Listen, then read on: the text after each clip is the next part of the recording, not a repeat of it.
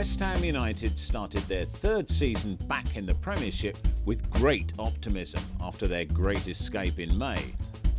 All I was thinking about was, let's hope this never has to happen again. To be going into the last game of the season, needing a result to stay up. We got out of it, and all I was thinking about was the pre-season.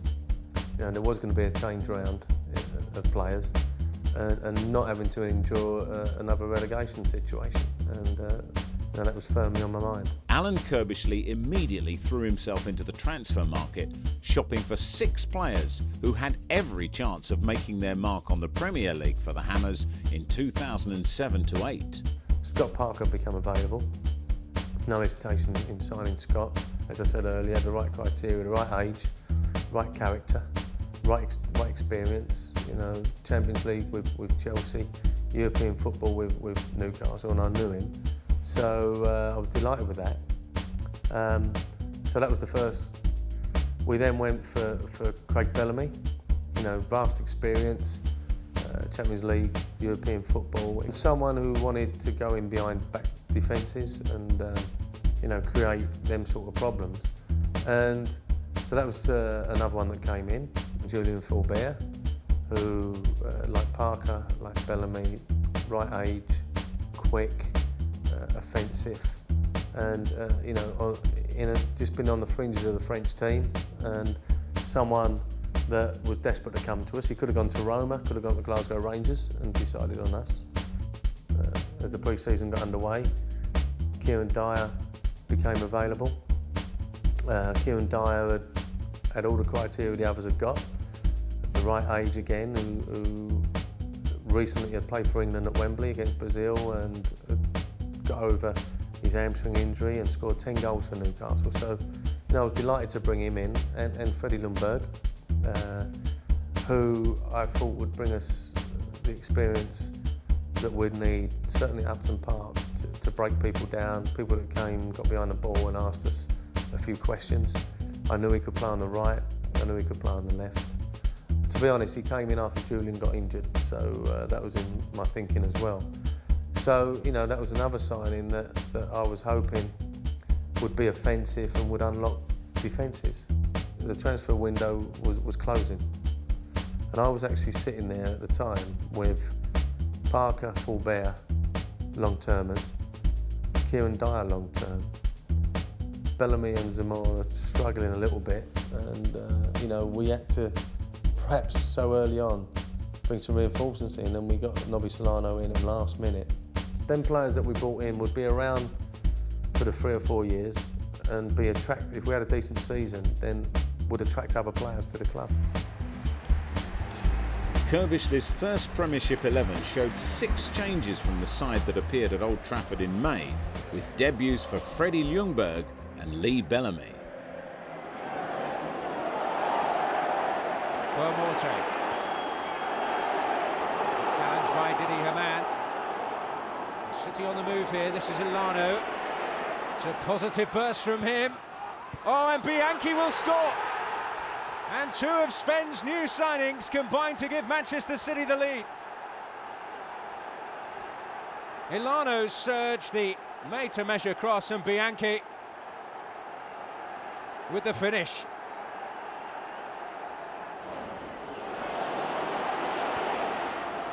Floated in there by Zamora.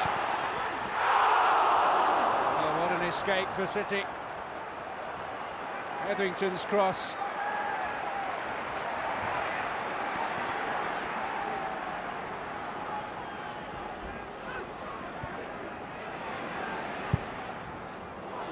Dangerously again, and Ashton sees a golden chance drift by.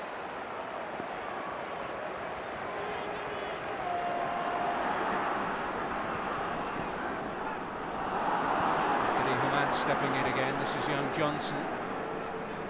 And Noah, certainly quick if he's allowed to get into gear, and he certainly has here. Oh, it's a great run by the fullback. And cheered up for Giovanni! That'll seal it for City. It's another debutant, and it's going to be a win on the opening day.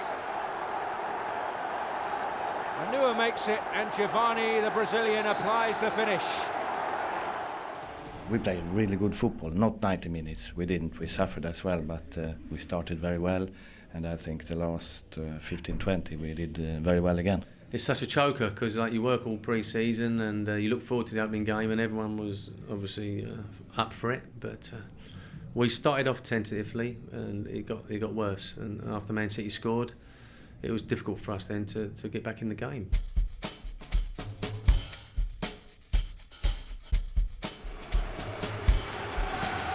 Despite the home defeat, West Ham travelled to St Andrews to meet Steve Bruce's newly promoted Birmingham City at a ground where they'd enjoyed considerable success in recent years.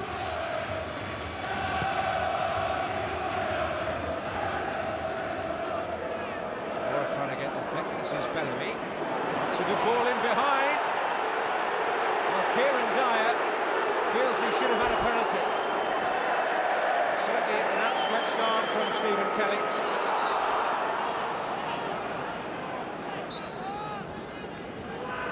Will be Noble to hit.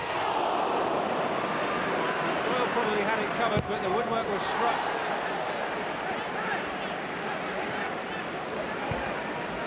Through the wall, which wasn't the most formidable.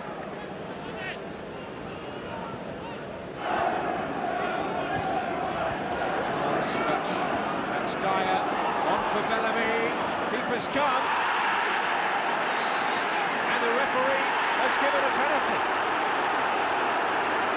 Well, Doyle can't quite believe it, but he got nowhere near the ball. So it's Noble against Doyle. Never a doubt, and Mark Noble gives West Ham the lead. Such confidence from the young man.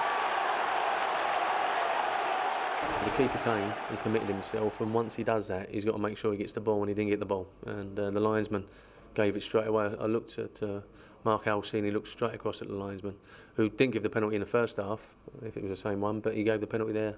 You know, we'd take that, because you know what it's like during the season. You're going to get some and you're not going to get some.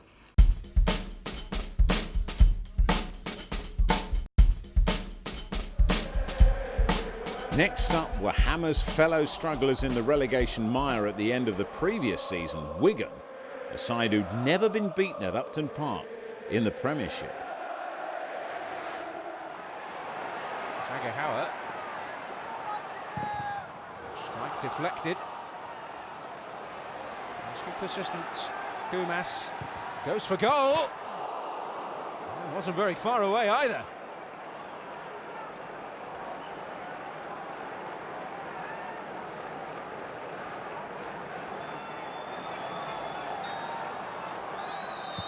And it was Noble with the initial strike.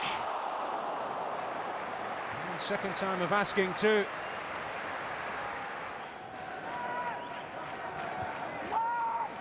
Go up, it's Schana. Oh, that's a brilliant goal. Absolutely superb goal from the Austrian, and Wigan lead at Upton Park. Morte. Ashton trying to bustle his way through. And he'll be teed up. Lee Bowyer finds the net. West Ham level. We've got back in it.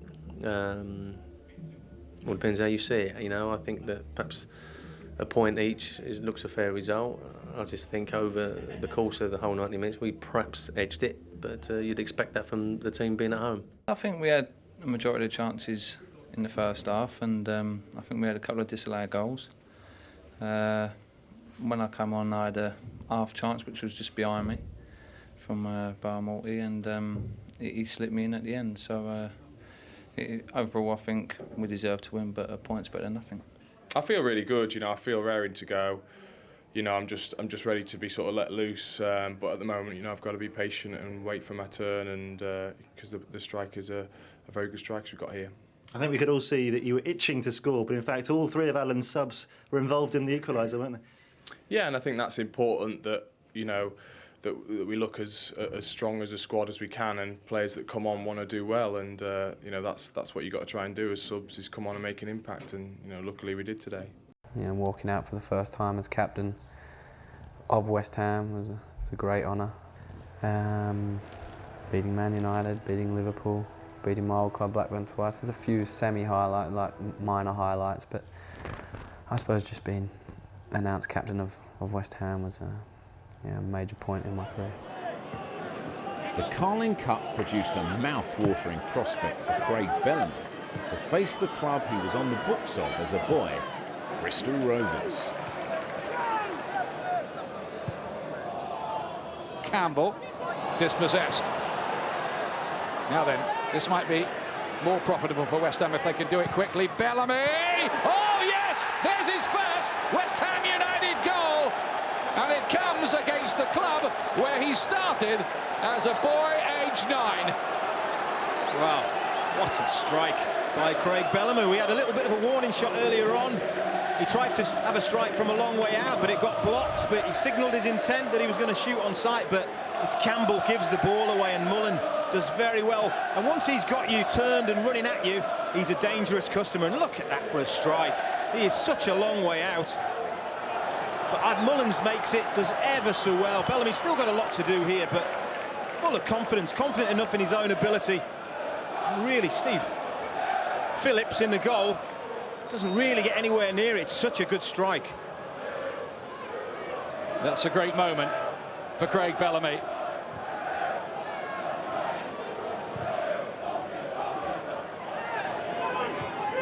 Just once or twice, Bristol Rovers have got Joe Jacobson in on the left-hand side. Maybe that could be an avenue for them. Neil, long and straight. Bellamy, who's got the speed, of course. Goalkeeper thought about coming, he didn't, and Bellamy makes him pay with another one. It's his night so far. Craig Bellamy, 2, and West Ham United sitting pretty. Well, I hate to say it, but I'm not one to criticise goalkeepers very often, but I think Steve Phillips has made a huge, huge miscalculation here, because it's just a long punt upfield. And what happens is in two minds whether to come or go, and in the end he does neither one nor the other. He leaves himself absolutely wide open. Just a long ball straight down the middle. Once he doesn't come, I think if he comes out early, he just gathers that ball in his hands, and it's an easy pick-up, and his team are only 1 down. But he's going to be very disappointed. I think you can tell by his facial expression. It's a big mistake by Steve Phillips.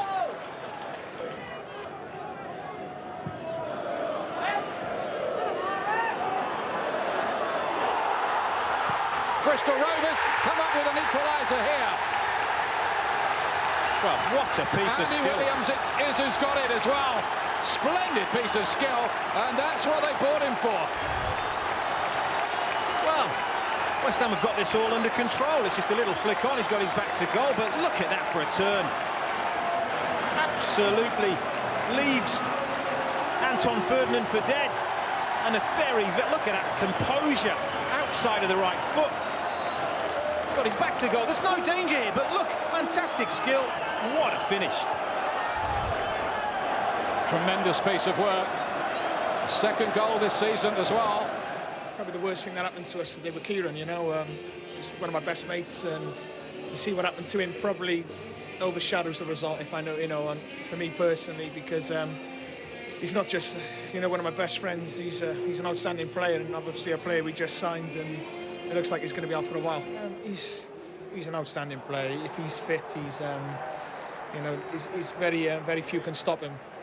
But you know, it's just one of those things that happened. I haven't seen a challenge. I haven't seen anything on it. I don't know. You know, it looked more of a collision to me, but the end result is devastating for us as a team, because we've lost, obviously, through this season, one of our main players.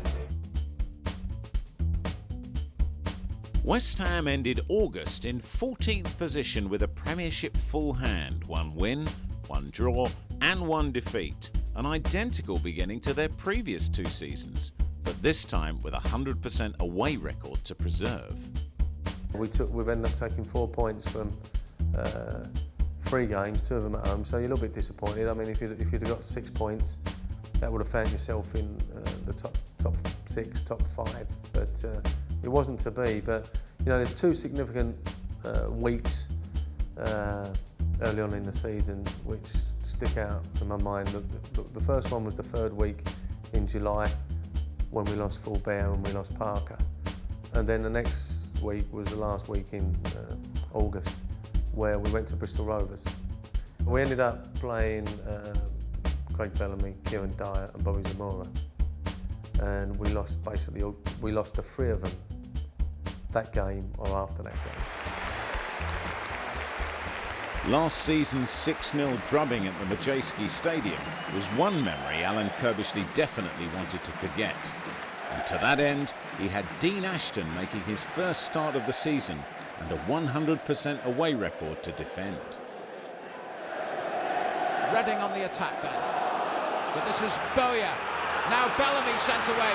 Craig Bellamy inside the area. What a finish by Craig Bellamy.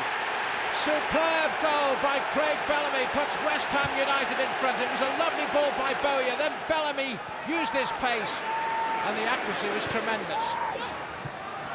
West Ham to defend this one. Hunt hits the bar. Well, they were close to getting an equaliser there. Stephen Hunt, the ball rattling full against the crossbar.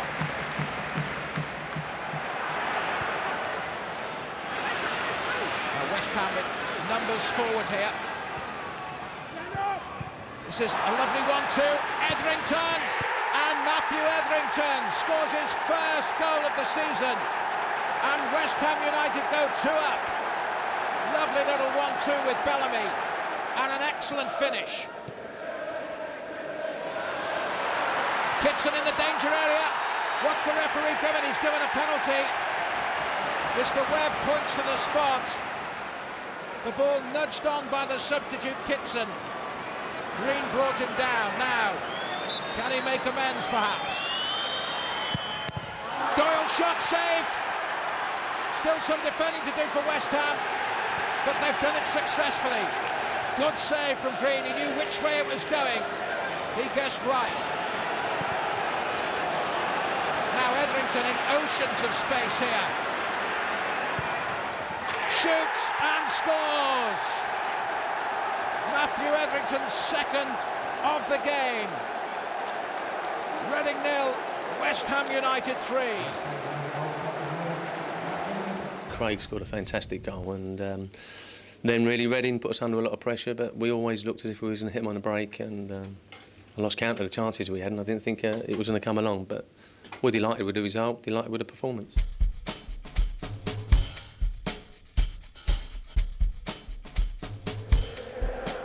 Three away wins for the Hammers couldn't disguise the disappointment midway through September of failing to secure a home win. Perhaps the visit of Middlesbrough would change all that. Boateng stops, checks. Ball out from Rochenbach. Neat play from Middlesbrough. Ball into Mido. Aliadier, he's in space! Off the inside of the post and cleared away. The man who enjoyed a short loan spell at Upton Park himself had a real chance to put Middlesbrough ahead. Thought he'd done it, escaped the offside trap, but hit the post. Lovely ball from Bowyer. Out to Cole. On the left side. Neat looking cross. Schwartz's punch, but Noble has put it wide. Well, it was a weak punch from the Middlesbrough keeper. Another good move from West Ham. Good deep cross from Cole that put Schwarzer under pressure. Ashton out the way, but Noble stubbed his toe. Expectation for West Ham's first home win. Neat head on, looking for Ashton. Really found the space though, Dean Ashton. Hasn't scored, of course, since the cup final. Ball in from Cole. That's a fabulous goal from West Ham, and Lee Bowyer has scored it. It'll be worth looking again. Look at this move. Measured pass from Mullins. Cole into Bowyer. first time strike. The header and set it up like a training ground routine, really. And Bowyer caught that beautifully. Now Carlton Cole again. On the right, so much he can do. Plays it in there, Luke Young! And not for the first time, a Middlesbrough player has put through his own net at Upton Park. Didn't look like it was going to be a goal anyway. But hard to take for Middlesbrough. It's 2 in 5 minutes. Cole again beginning it. But Young through his own net. Dear oh dear. Schwarzer left stranded. Really have to bring the side out now. And he's got away here. The substitute Tunke's hit the bar. Well, he seemed to have done everything right. It was a lovely ball through from Arca, but Green just tall enough to prevent him keeping the ball down and getting a goal for Middlesbrough. Roshenbach. Plenty in this game for Middlesbrough. Looking it out wide. Stuart Downing. And he's in again, Tunke! This time it's Green who saves the Hammers. He could have had 2 in 5 minutes. But Green stretched himself, a great save. Mullins. Back in the first team and very much looking the part is Everton. On the left, puts it in, Cole lets it go, and Ashton! Dean Ashton! It's his first goal since the 2006 FA Cup final against Liverpool, and that's what it means to him. Lovely finish. Everton put the ball in. Ashton arriving late, timed his run perfectly, and West Ham have 3. We got the perfect start in the second half, then quickly went into 2-0 and then tried to commit suicide a little bit, but Greeny pulled us out of the hat on a couple of occasions.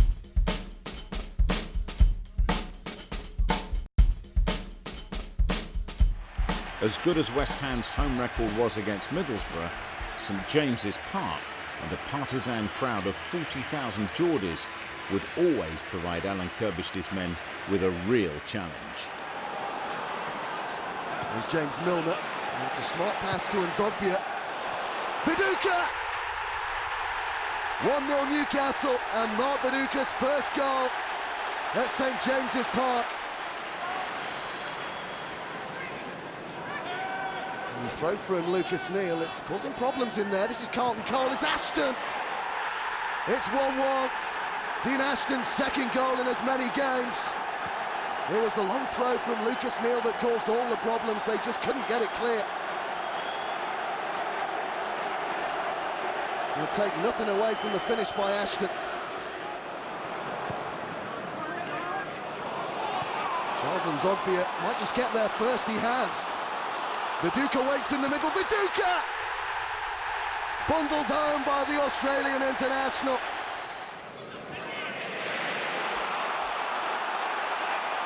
Newcastle might just hit West Ham on the counter-attack here. It's Alan Smith. Obafemi Martins. Smith's waiting for it, so's Nzogbia! What a game he's having. He's set up 2, and now he's got his own goal.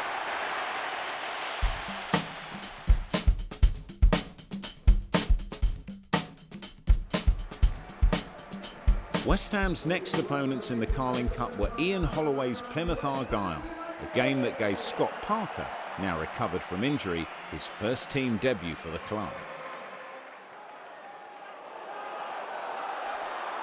Barmorty. Mullins came off Mullins, Barmorty's through! And he's put it wide. The West Ham's best chance so far.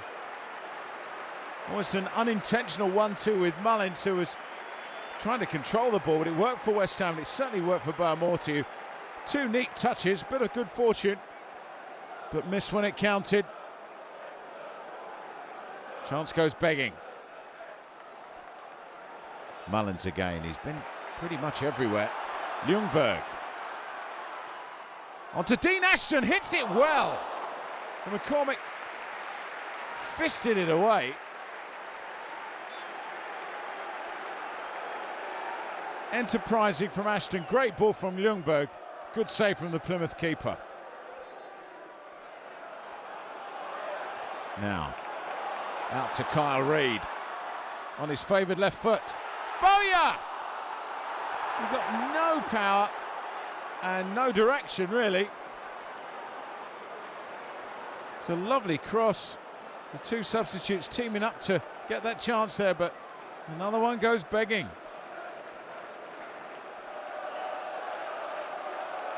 So Lucas Neal, and it does look increasingly like extra time. Reid is out wide here, onto his right, to Dean Ashton!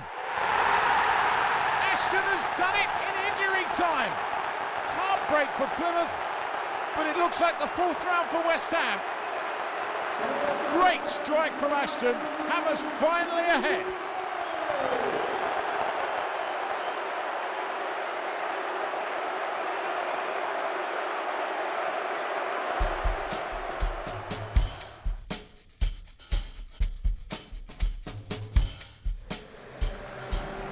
A last gasp winner from Ashton was a relief for Alan Kirbishley, as well as Dean Ashton's third goal in 3 games. But could the Hammers raise their game against the current Premier League leaders, Arsenal?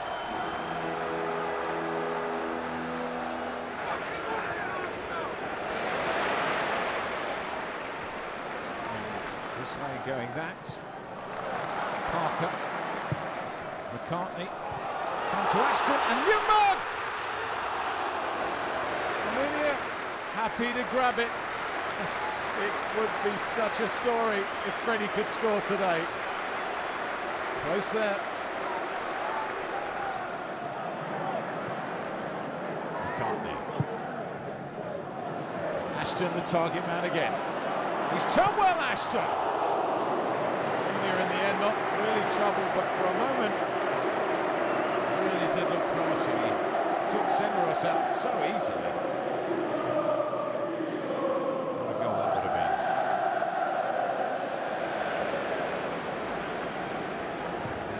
Turn to enjoy a little bit of possession. Adebayor. Ferdinand standing with him. All the way. Clever is the spare man. That's Van Persie! And Arsenal with the first real attack of the game. West Ham. 3 successive wins over Arsenal.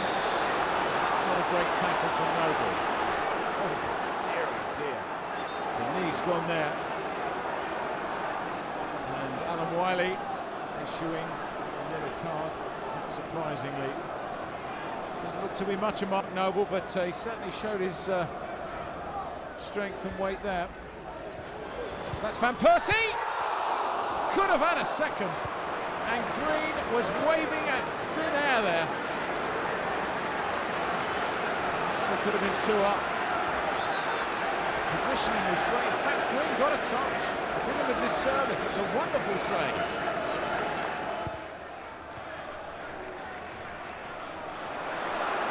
Now Mullins, it'll come out to Bowyer. Polish screaming for it. Ashton! And the goal gaping in front of him. And Ashton found Almunia's arms. And it seemed easier to score. Neal. Lucas Neal, Ashton again, looking for the touch on, and here's Ljungberg! It's 1-1! But no, it won't count. And Freddie's dream is denied again. You can see, well, it's a tight decision. Rarely goes in favour of the striker, you find on those occasions. Van Persie again, Adebayor! Well, Green taking up again where he left off at the Emirates with another sensational save to deny Arsenal a second. It's a lovely ball from Van Persie. Arsenal have come in today. I was expecting a bit of a game. I don't think we give them that in the first half. They got the perfect start, scoring early on, and got their game plan going. So in the second half we got much more into it, and who knows? You know, Freddie's goal I don't think was offside, and Dean Ashton had a decent chance, and you need to take him against Arsenal. Result great because it's a traditionally difficult place for us, and the performance good because we didn't concede a goal. We managed well the physical game West Ham gave us, and became more and more audacious through the game. And in the second half, we felt we missed the second goal. You know, we can improve in certain areas where didn't take our chances on the second goal. But overall, it's a great performance, great team performance again today. September delivered 6 points in the first 2 games, followed by 2 Premiership defeats at the hands of Newcastle and Arsenal. Though a cup win and 3 consecutive strikes from the fans' hero Dean Ashton was enough to keep the Upton Park faithful happy. At that time, we had no Bellamy, no Dyer, no Parker, no Fulbert, and you know, it was just a painful thing. But we were picking up results. We had a decent month, and you know, we nestled, I think, in mid-table. I think 10th position in September. And, you know, we've all to play for still. West Ham's last victory at Villa Park had been in the semi-final of the FA Cup the previous year against Middlesbrough. But as far as Aston Villa were concerned, Martin O'Neill was beginning to establish a formidable regime at the West Midlands club that would take some overcoming. This is Young for Villa. Good play by Young. Turns it in. Missed by Gabriel Agbonlahor. He missed it completely. Well, he'd been disappointed with that. It was good work by Young.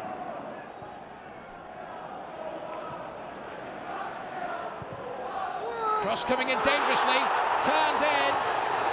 But the referee has spotted a handball there. Everton's ball in. And there it was. Well spotted by the referee, and the goal ruled out. Now free kick for Villa, and it's blasted home by Craig Gardner. Well, he scored his first goal of the season in the last game, the 4-4 draw with Spurs, and he's got another one here. Martin O'Neill delighted, Alan Kirbishley not so. Lundberg now for West Ham United. Neil back to Lundberg. Flicked in dangerously. They're not dealing with that one, and that was a chance. Well, it was a chance for Carlton Cole there. The substitute should have done better. They got in each other's way, really, the Villa defenders. Play on, says the referee, as Lundberg turns it into Cole, who just drifts it over the top. Well, he thrashes the ground in frustration, Carlton Cole. But he couldn't have done much more with that one, just helped it on, but just over the crossbar. Now chance here for Villa. This is Agbonlahor to seal it. But the goalkeeper stood up well, Green. Agbonlahor fired it in at pace, but Green managed to get the deflection over the crossbar. Aston Villa 1, West Ham United 0. West Ham came roaring back at us in the second half, as befits a good side. And for us to see the game through and not concede, I suppose, a last-minute goal or in the last 10 minutes or anything like that, there was good news for us, and so obviously delayed. Roy Keane's masterful management at Sunderland, taking them into the Premier League at the first attempt, didn't hide the fact that the Mackems had experienced some of their soundest thrashings at Upton Park in the last few decades, and West Ham hadn't won in the league for over a month.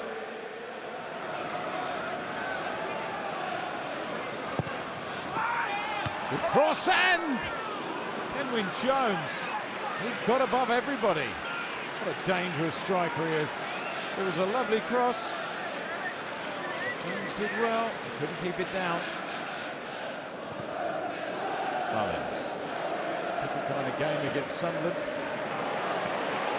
Here's McCartney. Round his man, that's not a bad cross. That's not a bad header either. And Carlton Cole has put West Ham ahead.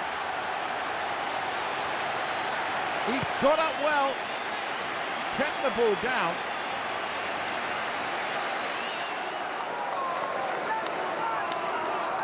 So, no better. Jones is up! It was coming! If anyone deserved a goal, he did! He looks so dangerous.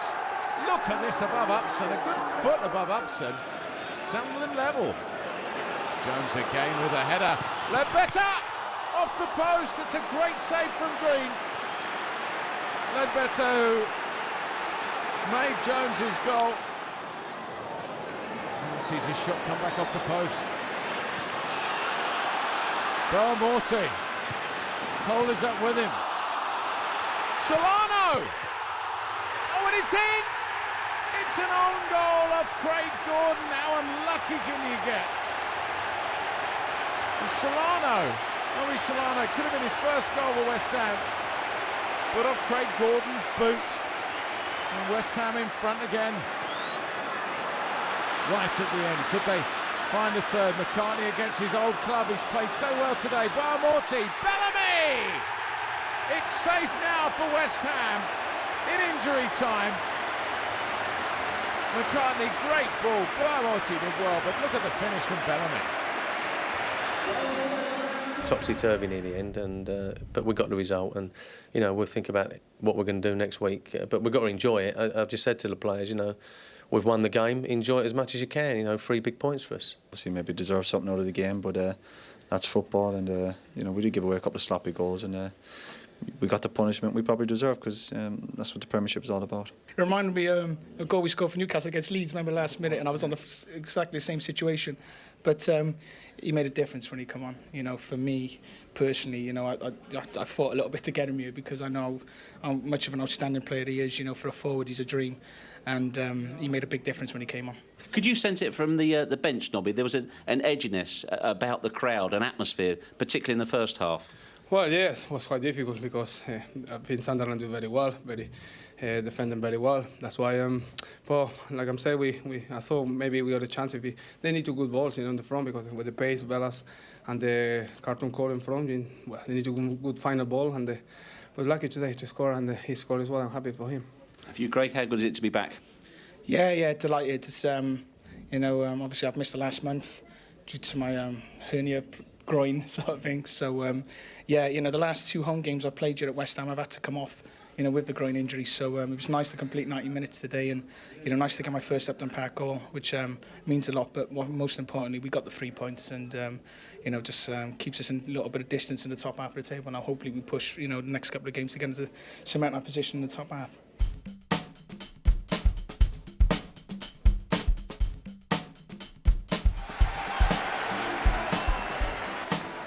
A much-needed home win had given Alan Kirbishley's men new confidence, but Portsmouth had begun the season well under Harry Redknapp and weren't about to let their season start take any dents at Fratton Park.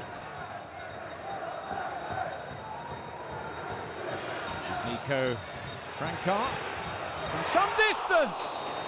What a stop from Green. A sensational dive. He's just kept that out. That dropped comfortably for him. Cole. Solano! How did he miss it? A fantastic cross from Cole. There's no touch though. Solano should have scored. Maybe he's for the subs bench. Benjiani's shot. Green again saves West Ham. He clawed that away. Etherington. Carlton Cole off the bar. Solano. He's missed another gaping opener. It's hard enough that the ball comes off the crossbar, but what was Solano doing? Just got to find a way through. Appeal for handball. It's been given in injury time. Could it be a cruel finish for West Ham? It's Danny Gabardon. Benjani against Green. He saved it! What a magnificent save from Robert Green!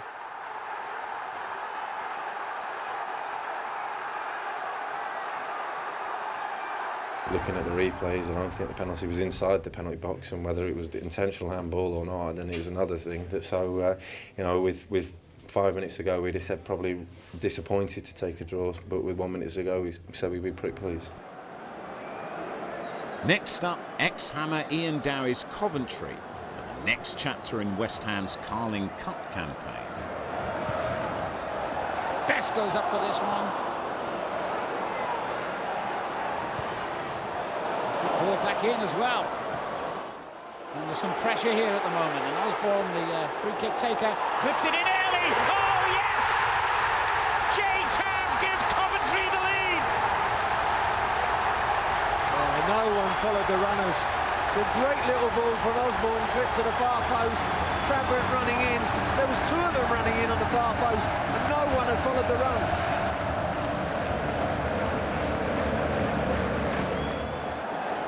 Time against West Ham now. As Upson signals where he wants the ball played. McCartney forward too.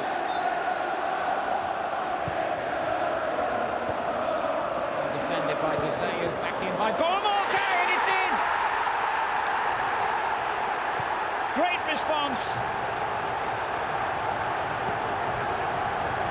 Well, it wasn't the sweetest of strikes from Boamorte, but it went through that crowded penalty area and it really didn't give Andy Marshall any chance in the goal. Cleared out and Boamorte just stays outside the area. Up he gets his volley in, and where does it come? It just comes up the defender there.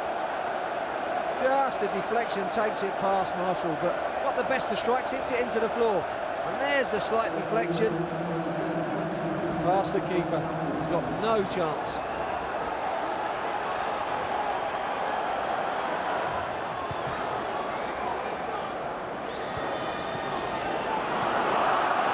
Keep the pressure on here. No foul. It's Carlton Cole to win it for West Ham United in the dying seconds and send the Premier League team into the quarter-finals. Well, I just think they needed that one opportunity, and the strength of pace of Carlton Cole finishes it off. I think Turner tries to get the wrong side. Not Turner, I think it's McNamee on the floor over this side, but I think it was Turner who tried to get the wrong side, and he wrestles him off down the middle. The ball comes down the middle, and it's just the pace and the power. There you go. Gets round the wrong side, not a foul for me. Just brushes Turner off it and beats the keeper. Cool finish in the end for Carlton Cole, but that's really cruel on Coventry. And what a time to score for West Ham. Well taken, Carlton Cole. Pace and the power, too much for Turner. There will just be enough time for the restart. The perfect moment to score. The boys dug in right to the end, and I think we deserved the goal in the end. How big a test of your nerve was that right at the end there? Well, I didn't think about it. I just done what was tried to do what was natural and put it in the bottom bins because the goalkeeper showed me a lot of the goals, so I just done it what was natural. Do you think the best team won? Do you care that the best team won? I don't really care. As long as we're through to the quarterfinals, that's all that counts. It's been a tough time for you at West Ham trying to get the fans to take to you. Do you think this gives you a big boost in their eyes now? At the end of the day, I'm here to play football and I'm going to give 100% whenever I play. Whether the fans are on my back, whether the fans support me, I'm always going to give 100% for my manager and my team. What was not working in the first half? They were in control, weren't they? Yeah, they was in control. We just had to change it. They were playing 4-3-3 and we were playing 4-4-2 at the start. We changed to adjust and we played 4-3-3 with me up front, lone striker, like we did on Saturday, and we adapted well and we got the win that we deserved. And when you win a game like this to get to the quarterfinals in this manner, does it give you belief you can maybe win this competition? Yeah, when you're playing football, like games like this, sometimes you need a bit of luck, and we dug in right to the end and we got what we wanted. October 2007 saw just one Hammers win out of a possible 3 in the league, but with continued progress in the Carling Cup to the quarter-finals for the first time in 9 years, the potential for new trophies for the silverware cabinet remained. A lengthening injury list, however, did not raise hopes too highly for the moment amongst the Upton Park faithful. There's a couple of sides this year. You mentioned Villa, you mentioned Portsmouth, all spent heavily. I think if you go through the Premier League, I think there's at least 10 teams that spent more than West Ham. I include Sunderland and Fulham in that. Portsmouth was one, Villa were one, Tottenham were one, Man City were one. But they managed, all them teams managed to keep the players they bought fit and have played a big part in their season. And they've been consistent sides. I think Portsmouth, obviously Man City until the run-in, but Villa as well, have been consistent because they've managed to keep the players they bought integrated into the team, and that has never been the case with us. But once again, I think we had a decent month. We found ourselves probably mid-table. First up in November was to be Gary Megson's Bolton. Megson hadn't long arrived at the club and was anxious to show that his side could perform away from the Reebok as well as at home.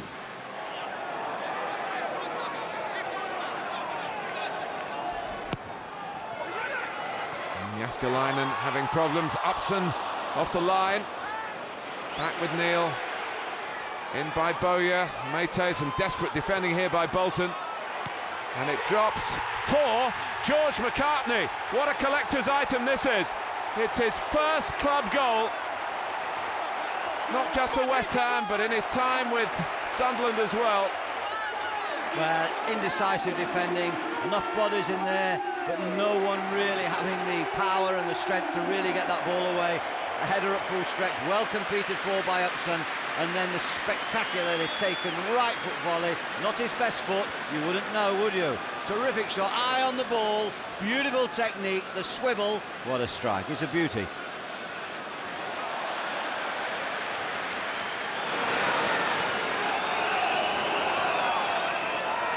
Samuel's throw.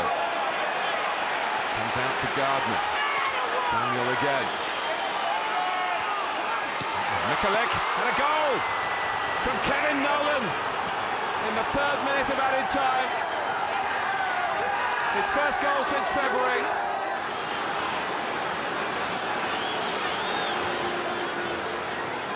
Give Bolton some credit.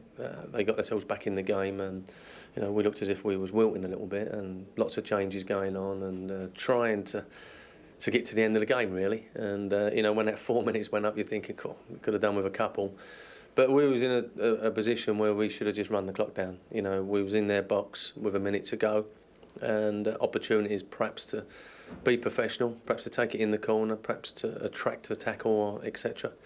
And we never did it. We crossed it to see if we could score the second, and we've paid the price. You know, it's a big blow, 2 points dropped.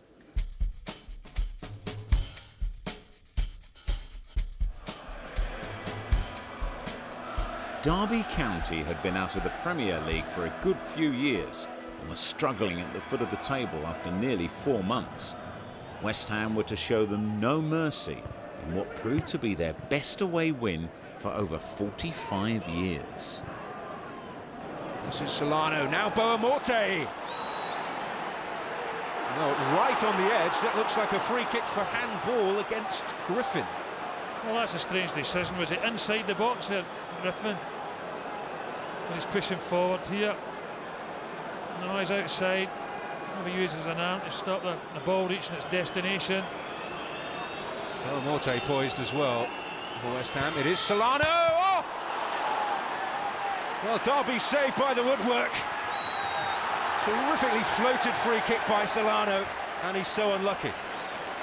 I've seen him do that on numerous occasions. Very, very good from those positions. Now Etherington. Boamorte. Solano's searching ball for Cole, and it's a real opportunity, and Bowyer will take it. West Ham, on the face of it, have a deserved lead. Lee Bowyer, the man who's brought it to them. It's a lovely cushion header by Cole here, into the path of Bowyer. Nobody picking Bowyer up at all. Does he control that with his arm? He may well do, but he knocks it through the legs of Bywater to put West Ham in front. As you rightly say, Daniel, a deserved lead for West Ham United.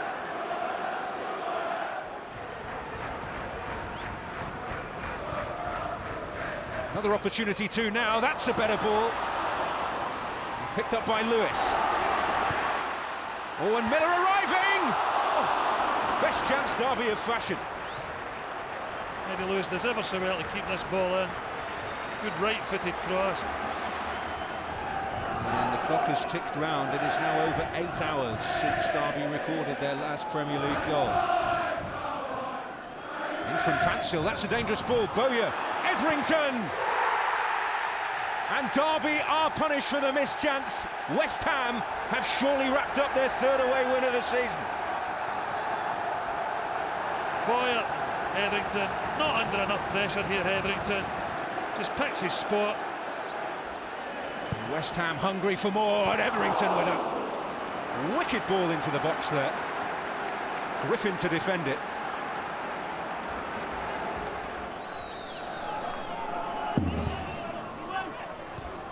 Darren Moore getting ahead on that. It's Lucas Neal. It could go anywhere. It's Spector. Oh, it's in! It definitely crossed the line. And Jonathan Spector will claim his first ever goal in English football. And if there was any doubt now about the result, it's certainly been put to bed now. They made sure this time. Darren Moore just smashes it left-footed. And he stops it in the line. I mean, it's Eddie Lewis that stops this in the line. And then just squirms through his legs over the line. Mortier move left, this is Solano. Bowyer's made a run, but he'll use Cole. Bowyer arriving! They're rubbing salt into the Derby wounds now. Lee Bowyer with his second of the game. Terrific run forward by Bowyer. Look at the ground he's making up here. Saying to Cole, on you go, who's it across now? And I'll get on the end of this. Smashes it past Bywater. Well, we really need to get ourselves organised now, Derby County.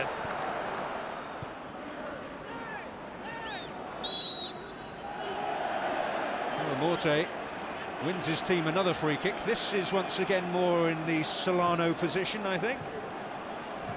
Although I think there will be a few takers here. It will be Solano, it will be 5. Fabulous free kick from the Peruvian. And it's more punishment for Derby County, more delight for West Ham United. Nobby Solano's first goal for the club. This is a real embarrassment for Derby County now. Fabulous free kick. Bywater's got no chance. The bend, the accuracy, enough power. Let's get a lot. That's brilliant. We felt that if we came in and played and got going, we'd have a chance of getting the result. And but you got to go and do that, you know. And the first goal was vital, and we got that and settled us down. And I think put Derby under a bit more pressure. First 20 minutes we had some good counter-attacking opportunity. We had an opportunity to score on 2 or 3 occasions. We were let down by quality, by final ball, and then to lose that first goal, the heads went down too easily, and after that it was men against boys. Last year's home defeat against Spurs was West Ham's incentive to hit form. This season they were favourites to win the local derby, that always guarantees an Upton Park full house.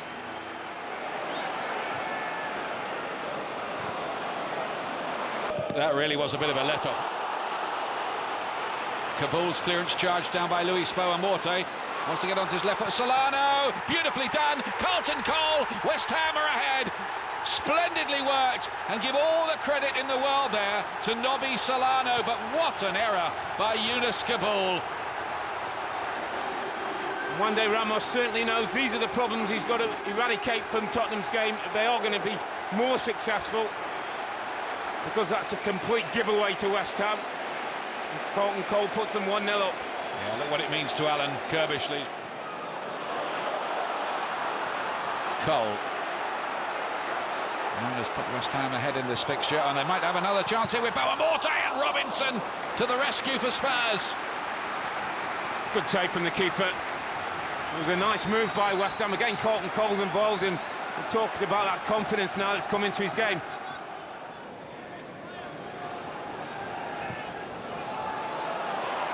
Flag stayed down here. Robbie Keane. Was he fouled there by Green? He claims he was. Mike Riley is saying no. Well, there's a controversial incident if ever there was one. First of all was Keane on. Keane's offside, you know. I thought he was just offside there, but the ball goes away. And I have to say, I think Robbie Keane goes down because he isn't going to get the ball, you know. I'm not sure how much contact, real contact, there was between goalkeeper and player. And maybe Mr. Ali might have got that right.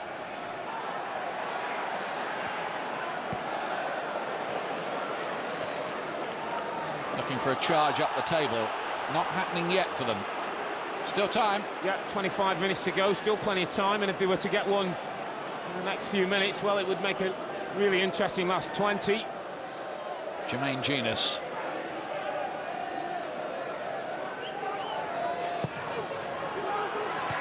And the header from Dawson. And Tottenham are level. He climbed well, he sprang brilliantly and put the header into the back of the net. And Tottenham are level. Green came for it and was nowhere.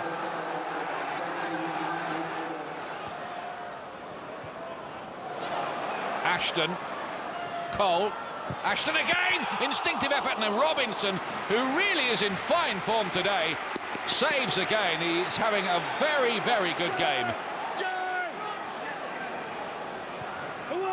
Etherington plays it in and off the line. The header there, and West Ham United so easily could have had a winner here. McCartney's header it was that was cleared off the line inside stoppage time.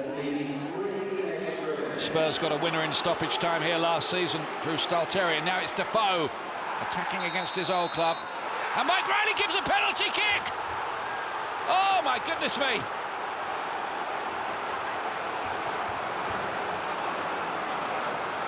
What do you think? Oh, I think that's a little harsh. Now, is Defoe going to score in this game again for the 4th season running? This really would be rubbing salt in West Ham wounds. Their old player.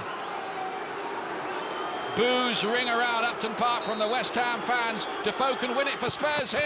Oh, and Green saved it! What a finish here. Green, who was the villain of the Spurs equaliser, redeems himself in the most spectacular fashion. Well, he certainly has redeemed himself, because you know that's a fantastic stop. Fortune's not always hiding for West Ham. They were getting tired as the game was going on, was having to change it and make substitutions, and no, so I'm pleased with the point. I think we deserved it. I think Tottenham probably, with that penalty in the last minute, would be very disappointed, but I think we deserve the point. 2 home draws, but sandwiched either side of the Hammers' most emphatic away win for 45 years, continued to confound the critics and leave the fans hoping for improved home form. What I think about Rob Green is, and I've said it to him, perhaps he should dye his hair a bright colour, and then perhaps he'll be noticed a bit more. You know, that's how I feel, because he's very, very consistent. You know, nothing much goes wrong. He puts his game in, which is normally 9 out of 10 or whatever, and goes home. With all these injuries coming along, I think you'll find that perhaps the back 5 was the only section that stayed constant until the last 7 or 8 games of the season, and it was beginning to develop into a back 5 that wasn't going to concede too many goals. Hammers' away form this season has been superb, with 5 wins out of 8, but they don't come tougher than an away trip to Chelsea, as Alan Kirbishley knows only too well.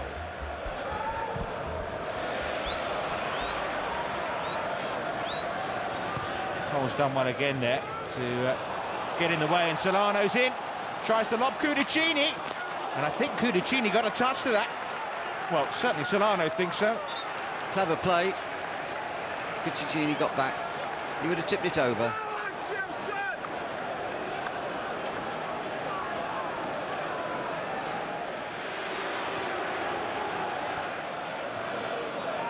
Drogba wins the first header. Joe Cole, great chance. Cole, 1-0. Breakthrough for Chelsea. West Ham defending very well. They pressed all our players in the midfield. It was not easy to play. First half we didn't play so well. Second half we played better. But I think we deserved the winning. I think we had some outstanding performances. You know, the back four, the keeper, the back four. Midfield got the grips of it. We just didn't, when we got in that final third, especially the second half, there was a couple of moments which were going to be vital moments, and we just didn't create enough. Ewood Park was recently Lucas Neal's home from home, but it still might prove the place to be today, following on from Hammer's famous win here last season that started the escape ball rolling for manager Alan Kirbysh. Here's McCartney. Ashton! Dean Ashton has stolen the lead for West Ham. Cole's to let it go, and Ashton puts West Ham ahead. Dean Ashton again. Can't really do anything with him. Solano's cross. Oh, what a great stop from Friedel. And West Ham more and more into this game. Friedel's made a great save there. It's a better effort. Oh, a lovely trick. Santa Cruz is here! He's missed a real chance to equalise for Blackburn. The great ball in. Lovely first touch, but he's blasted it over. I think we've come here today and we've worked ever so hard, like we did at Chelsea last week. And, you know, once we scored, I think, you know, Blackburn then put a lot of pressure on us. And, you know, we dug in and perhaps just didn't have that little second, the next ball to finish them off. But, you know, I think we've come here today and done a really good job. It's a massive week for us, and that's the first leg.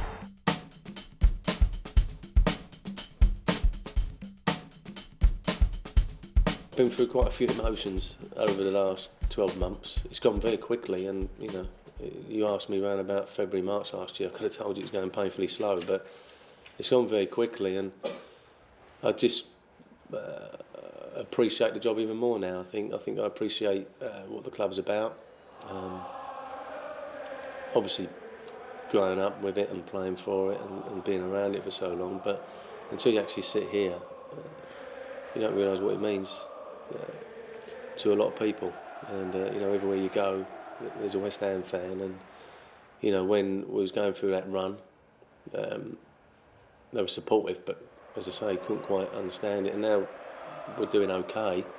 There's a few more smiles around. All I would like to do, and I said it when I came in, is that, you know, we're trying to build something, and you can't do it.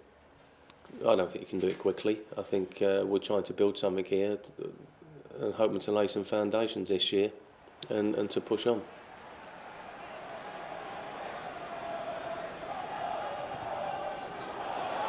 Ball through the middle, chance here for Cole, and he's turned it into the goal.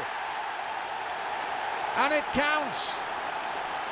Well, Everton went to sleep there. Carlton Cole avoided the offside trap, and he's scored his 4th goal of the season. Neal just looks up. The ball into a raging gap in the middle. Howard dived, and Cole managed to get it over the top of him. Well, what happened there as far as the Everton marking is concerned, I really don't know. This is Carsley. Carsley to Pienaar. Pienaar with a shooting opportunity here. He's got 3 around him. Chance for Osman, and he scores! Leon Osman equalises for Everton.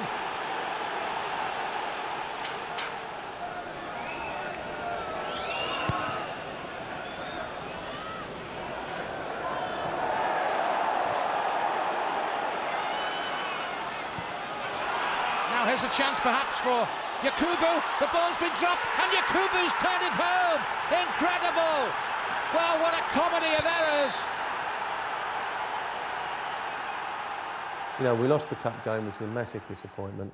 We went into the league game knowing full well the importance of it, and that again was a very tight game.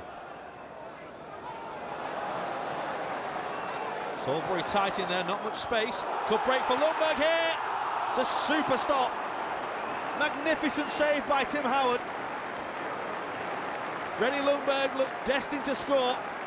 Doesn't the goalkeeper do well? It's Good interchange of passing by West Ham. Lundberg makes a really good run, doesn't he, where he wasn't tracked. Got a lucky break. That's a fantastic save. Great reactions from the American.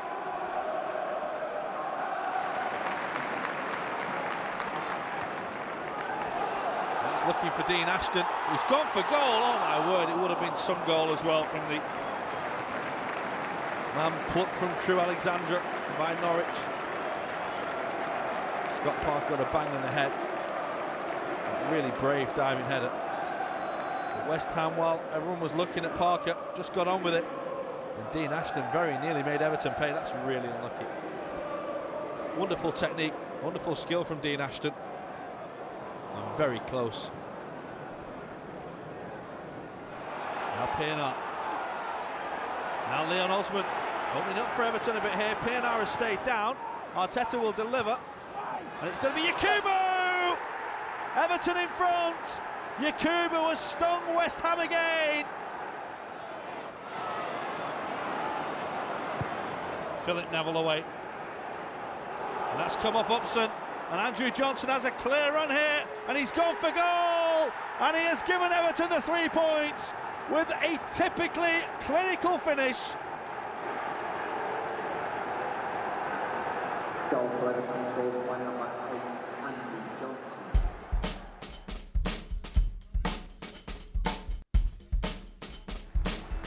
It's not a ground that West Ham have had an enormous amount of success at. All records are there to be broken, as Alan Kirbishley knows.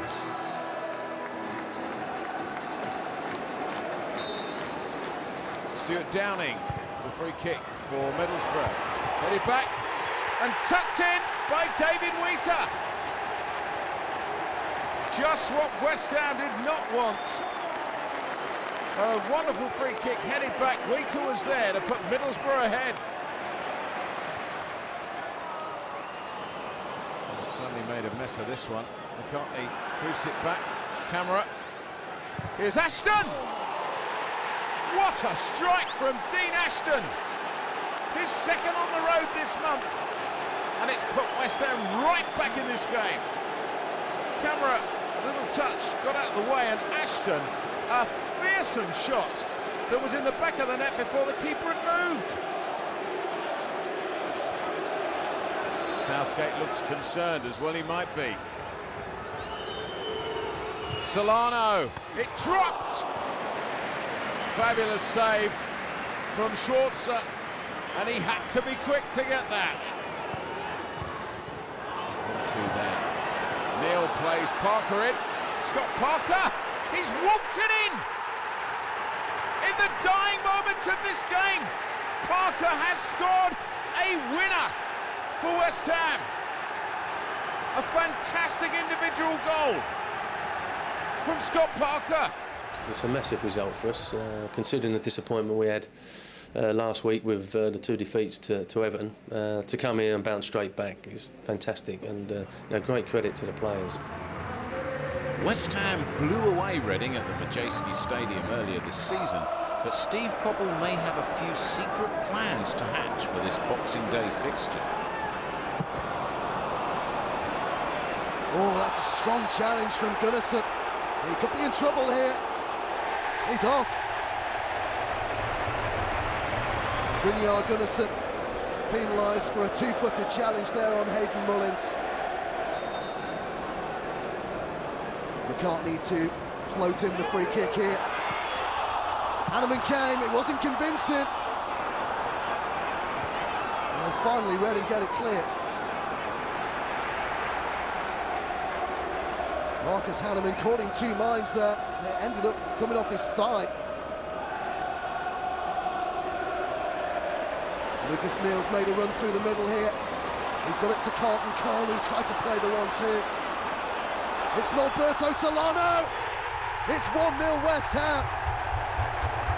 Fine finish from the Peruvian international.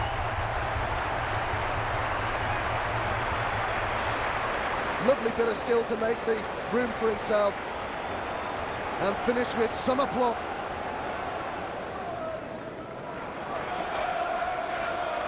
James Harper to take the corner kick for Reading. Still trying to find a way back into this. It's Shorey. Kitson.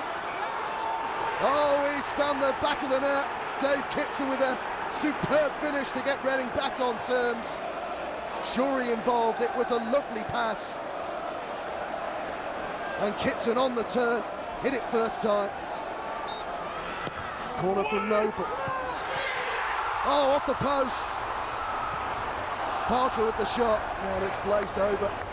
The goal we've let in was a shocker in terms of collective defending, and so we're massively disappointed. You know, we feel as if we dropped 2 points. And Steve probably thinks they've gained a point.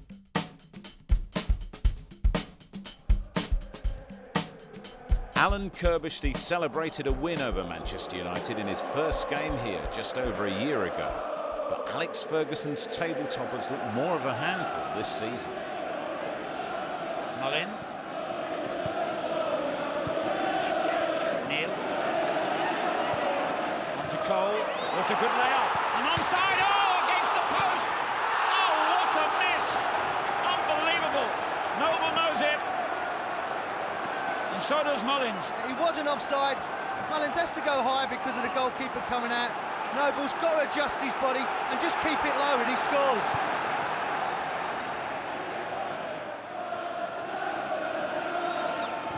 There's Brown for Manchester United. Neil watching it with Tevez, who cleverly took that out of the sky. That's a lovely ball by Sahar as well to pick out Giggs. Ronaldo well placed in the middle. Oh, splendid goal! He's on a hot streak at the moment, this boy. Younger. No foul. Well, if it was, the referee's going to play on anyway. Solano goes for goal! Brilliant save! It looked odds on, an equaliser. Kuszczak pulled a great save out of the bag there. He's got some ability, hasn't he, Solano? Great awareness as well. Uses the run for a little bit of space, and he's just trying to loop it over there. Great agility, good hand by the goalkeeper.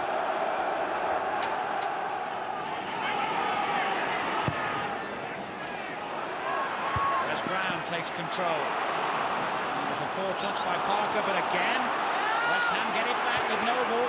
Cole! Oh, another great opportunity goes missing.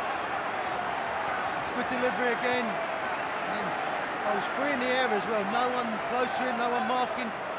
Just trying to be too precise with his header. Anderson.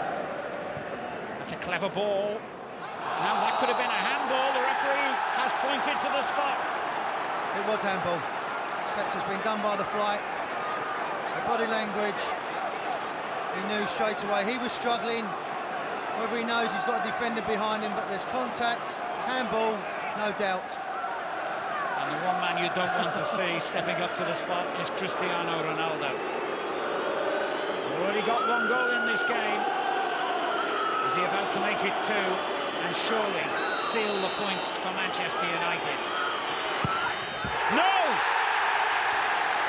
He is human. Even superstars get it wrong sometimes. Well, Green's gone the right way, and he normally does that with his penalties, but the biggest surprise is he doesn't hit the target. If the goalkeeper saves it, you can give all the credit to the keeper, but a player of his stature and his standards and his level, you expect him at least to hit the target.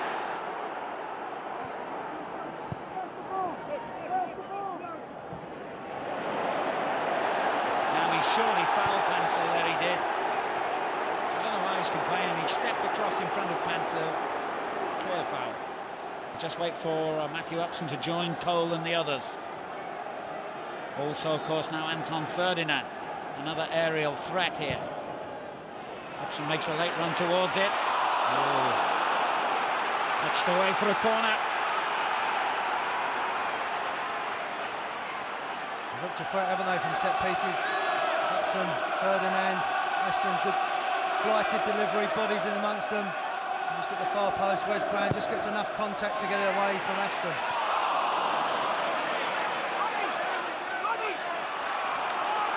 Hansel went for that. Another corner.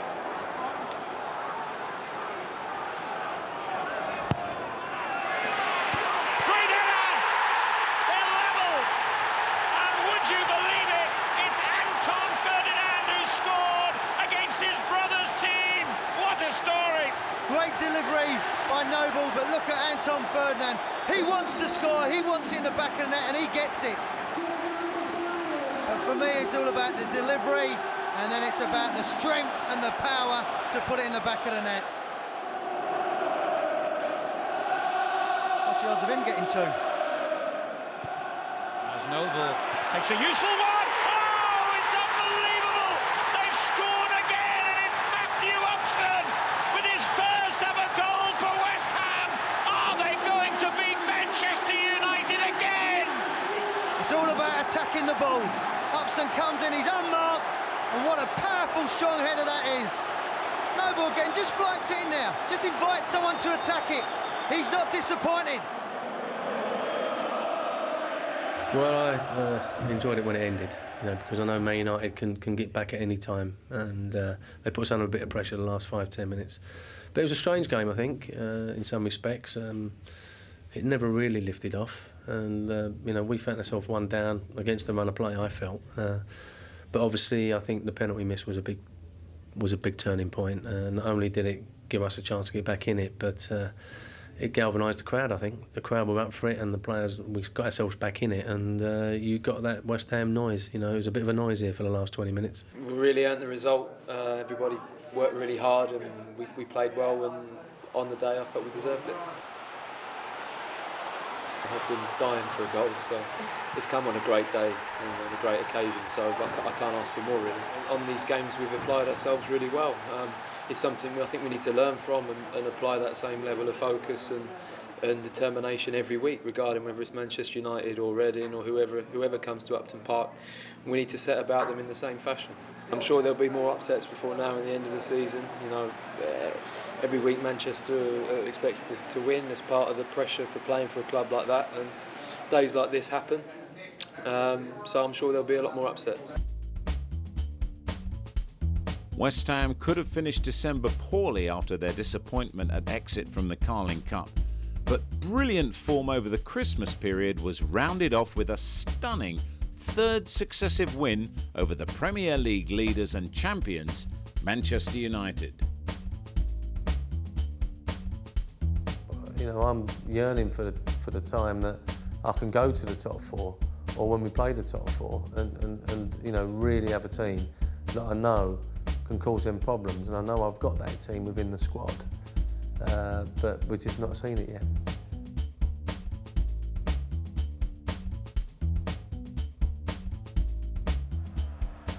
Arsene Wenger's Arsenal have been playing some of the most entertaining football in the top flight this season.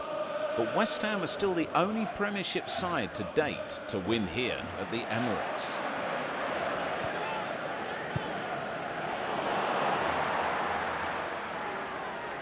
Here's Fabregas for Arsenal. Excellent ball in. Eduardo, who the start! Clinically taken by the red-hot Eduardo.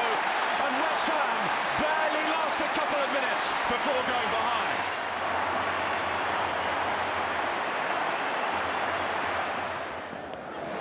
Justin Hoyt, who's made a present of it to Carlton Cole, will have a shot. Took a deflection off Torre and ended up going just wide of Almunia's post. That's what Cole's got back into his game now. A lot of confidence, a lot of power. There's only one fault in Carlton Cole's mind now.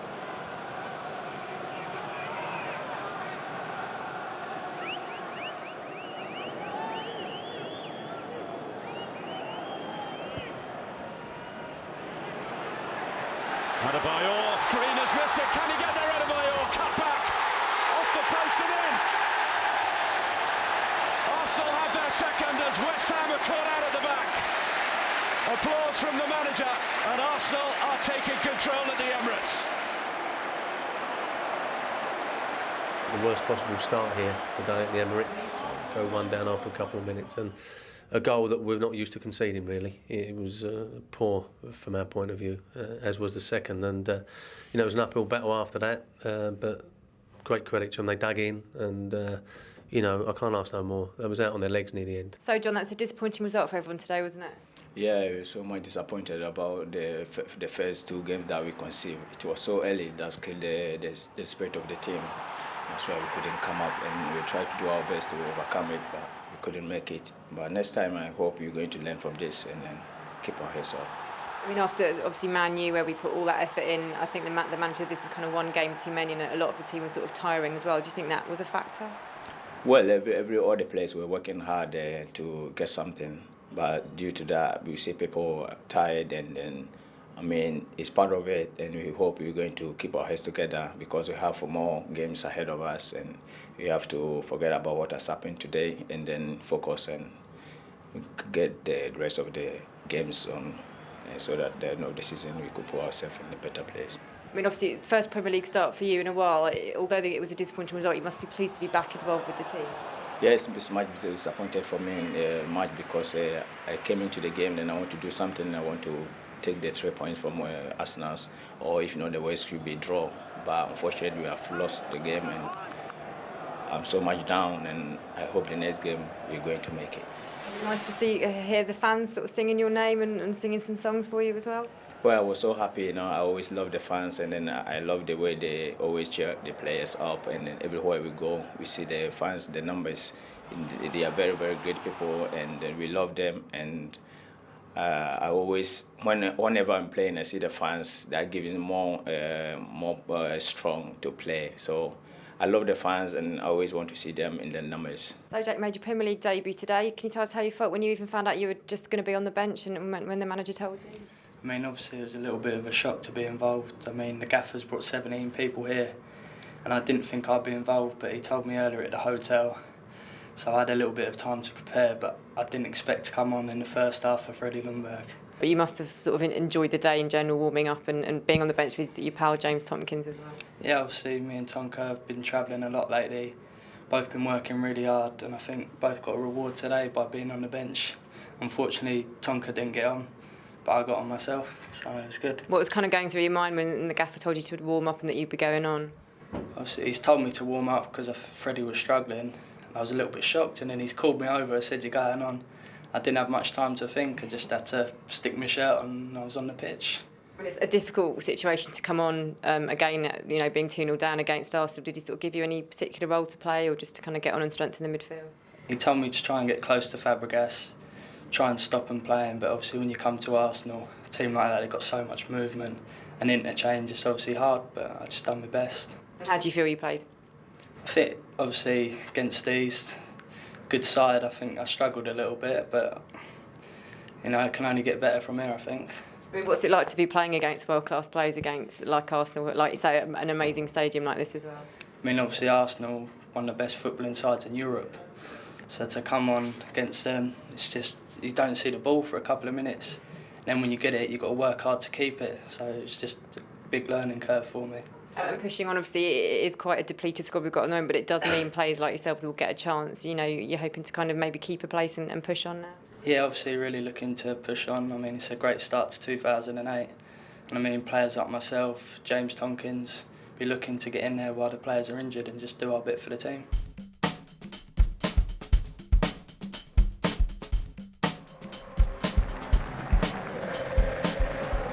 Well, after spending big in the summer, both these sides will see the FA Cup as a realistic chance of silverware this season. Here's Noble. Mullins to Dean Ashton. Michael Ball to beat.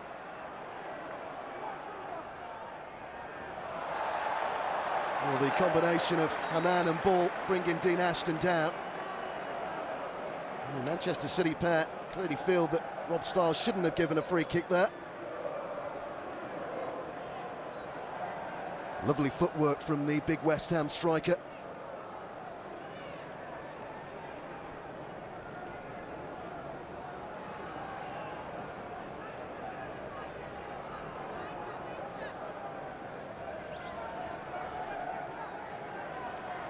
You would think that Mark Noble will be the favourite to hit this. It's within shooting distance, but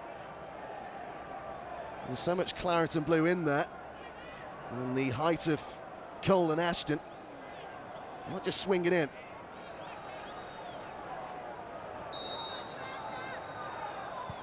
He's gone for goal, and that's a fine save from Joe Hart. Maybe took the young goalkeeper by surprise, but he quickly scrambled across his goal.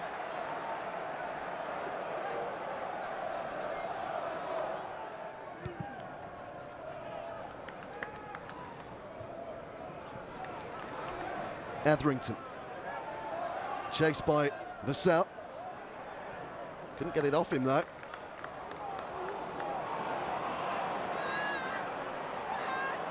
This is Castillo. There's Petrov outside him, he's found the Bulgarian as well. Castillo! Goodness me, on his debut, agonisingly close to his first goal. He started it all himself, and the deflection fell to him kindly. Michael Ball. Petrov, such a tricky customer. It's not a bad ball in there either, it's Ireland! Well saved by Robert Green.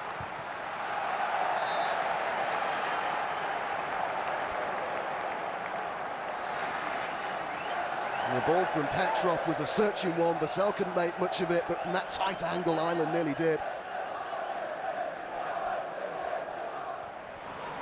Ashton. Carlton Cole just got there. Oh, it's lovely skill from the big striker. Not a bad ball either. Reed. Ashton! Fingertip save from Joe Hart.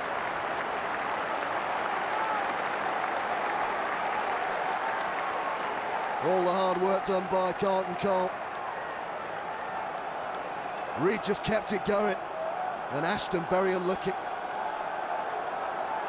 Well, it was a tough game. I think both sides were evenly matched today, and Man City have come here on the back of a great result. And we knew it was going to be a difficult game. I think we probably created the best chances, but it wasn't to be. So we fight again. Dean Ashton hasn't always found himself starting for the Hammers this season, even when he's fit. And he'll be looking to get on the score sheet today against Roy Hodgson's struggling Fulham side here at Upton Park. Oh, completely missed by Rob Green. Oh, can you believe that? A defensive howler by West Ham. Spectre. Chesky couldn't get there. This is Ljungberg again. Looking for that spark. In towards Ashton! It's the equaliser. Dean Ashton could hardly miss from there. His 6th of the season. He really makes him pay, doesn't he, Ashton? It's a great headed goal from a great cross. Aaron Hughes, you've got to be in front of him. Half a yard in front of the striker, you can prevent that. But he isn't. Ashton, Cole. Ashton sees Etherington in space. Brilliantly done. And Cole near post. Comes back to Etherington. Ashton takes it down! Oh, and saved brilliantly onto the bar. Hughes learns his lesson from the goal. He gets in front of Carlton Cole for this cross. Etherington crosses it. Hughes gets in there, good clearance. Comes back out. And there's Ashton here with a shot. And what a good save that is. Tipped onto the bar. Super save. 8th corner for the Hammers. Noble. Away by Simon Davis. Mullins gives it back to Noble. Will he get there? Oh, he does well. Oh, yes, Ferdinand! What a shot that was from the centre-back. His 2nd goal in successive home Premier League games. I think this is the key, though, Gary. Everyone's switching off. Defenders thinking it's away. It's not. Noble back in. And there's a slight deflection as well that beats Naomi. A really soft goal. I mean, good delivery from Davies, but it was a really soft goal, and we've had to claw ourselves back into the game, and we did that. And I would probably say it's a tough afternoon, but we created the best chances, we created the most chances, and probably deserved to win it.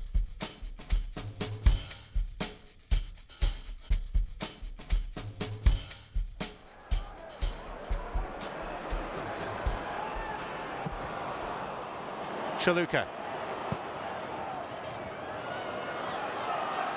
Petrov eager for possession. Second bite at the cross. He's beaten Neil. And Bianchi off the angle. Turned in. Ilano has broken the deadlock for Manchester City.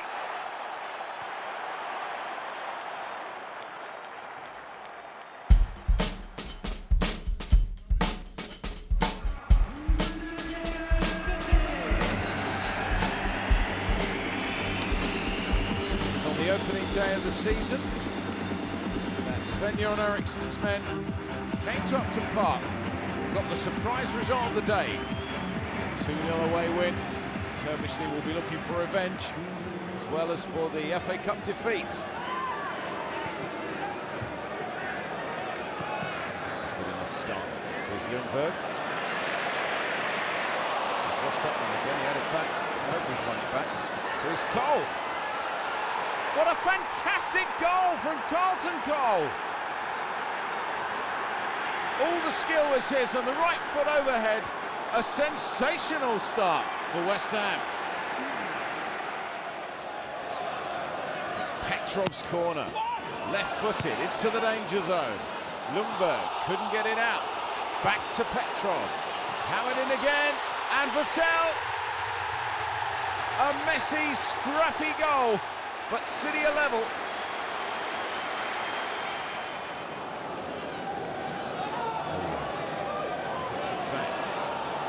Corner through. Lucas Neal, the captain, is wide, plays it in. Here's Noble. Under the left foot, he couldn't keep it down. Real chance for West Ham.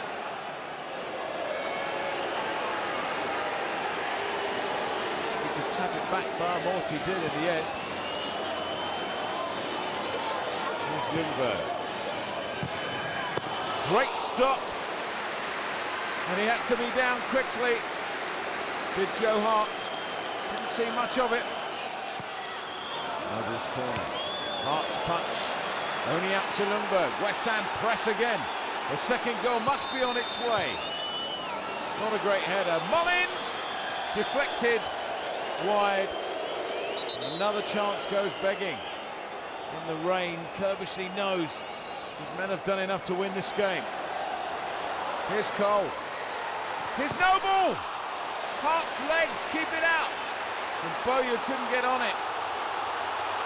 This time, how they haven't scored a second, difficult to see, but a great stop from Hart. Keeps City in this game. We're disappointed we've only took a point. I think we probably deserve to be the first team to win here, you know, and I think Sven agreed with us as we come off, but we've played here twice now, Wednesday and today, and probably should have got more than we have out of the two games. Alan Kerbishley beat Liverpool to Lucas Neal's signature last season, but beating Rafael Benitez's mercurial Liverpool team is always going to be a very different proposition altogether. Jamie Carragher has conceded what could be a rather dangerous free kick right on the edge of the box. Well, he can't have too many complaints because he climbed all over Carlton Cole. Anton Ferdinand has gone up. It's flicked across the face of goal off the bar, and Liverpool heave a sigh of relief again. Pepe Reina had no chance with it. All he could do was look on as the ball crashed against the underside of his crossbar.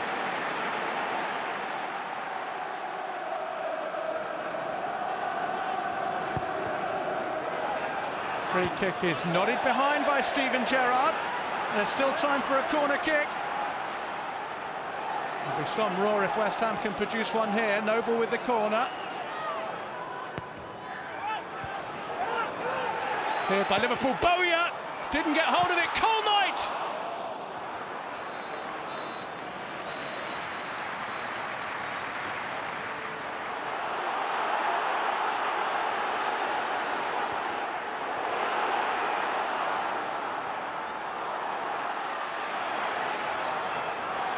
Etherington. It's Ljungberg. Is that a penalty? It is. Penalty kick to West Ham in the final minute of stoppage time. Jamie Carragher's foul, and West Ham have the chance to win the match with what will surely be virtually the last kick. Last gasp drama. It's Noble. It's in. West Ham United have the points. They've beaten Liverpool for the first time since 1999, and the agony continues for Rafa Benitez and Liverpool. It was a tough game tonight. You know, I think Liverpool top side and put us puts us under a lot of pressure without really creating the chance. And you know, I must admit, with a couple of minutes to go, I'd have took the point. But you know, it's great that we've picked up the 3 and puts us in striking distance of the clubs just above us now. And you know, let's see if we can attack that. A great ending to a frustrating month saw Hammers' interest in domestic titles end for another year. To beat Liverpool for the first time this century, however, was a magnificent achievement for Alan Kirbishley's men and the cool head of Mark Noble. All that was left now was to concentrate on building a run of form to climb the Premier League table. Personally, I'd have took the cup game. You know, I'm looking at West Ham, I'm looking at our tradition, I'm looking at, you know, where we were during the season, and we attacked the cups.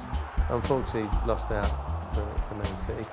They went off to Sheffield United, which could have been an interesting game, to say the least. But we came at the end of that month. Where was we again? 10th. Wigan have enjoyed success at Upton Park on many occasions in recent years, but usually find their home fixtures against West Ham ending up pretty pointless. However, new manager Steve Bruce is likely to be uninterested in this recent JJB Stadium history.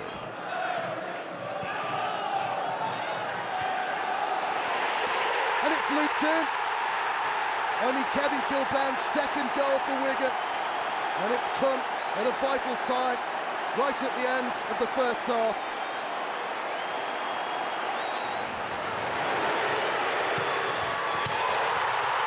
Oh my word!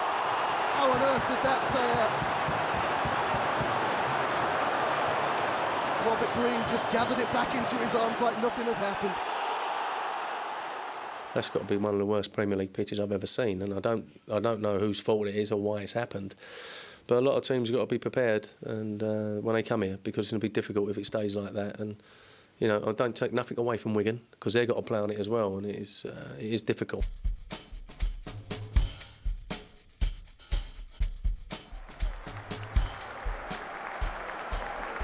Birmingham manager Alex McLeish had turned things round at Birmingham as the Hammers were about to experience firsthand. Etherington to try and get past McFadden, who blocks down, concedes the throw for West Ham. McFadden had to be back to help out. It's only Forsell who stays forward. McCartney's throw. Carlton Cole and Ashton both climbing, and Lundberg's there, back post! And Freddie Lundberg gives West Ham United the lead here after just 7 minutes, but Birmingham will not be happy with that defending. It couldn't have been any easier. Long throw came in. McCartney flicked on by Carlton Cole. Lundberg not offside. You can see he times his run perfectly.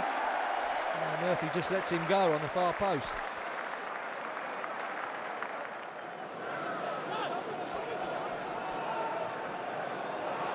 Oh, Lucas Neal allowed McFadden to get away from him there. It's a penalty, Andy. I think it's a penalty. Mark Clattenburg had no hesitation. There's a little drag back, that's all you need, and that is real clumsy stuff. It's James McFadden for Birmingham, and that is the first penalty that Robert Green has conceded this season. Birmingham on level terms with quarter an hour played. Well, Robert Green guesses right. He tries to skip one way and go the other. He's had a good success rate with pens this year. Doesn't quite get there, you can see. It's a good penalty from McFadden. He finds Carlton Cole, it's nudged on for Bowyer, flicked on for Ashton, laid off for Etherington, wonderful move! Great fluidity from West Ham there, but Etherington just couldn't finish it off. Good one-touch play again. Ashton out wide to Etherington, but going for that near post, you're not going to score there. Fabio Capello keeping a close eye on the English contingent here today.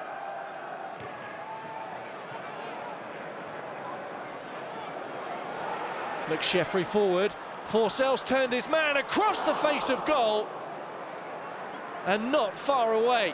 Lovely little turn from Forsell, across his body, going for the far post. I think Rob Green's beaten.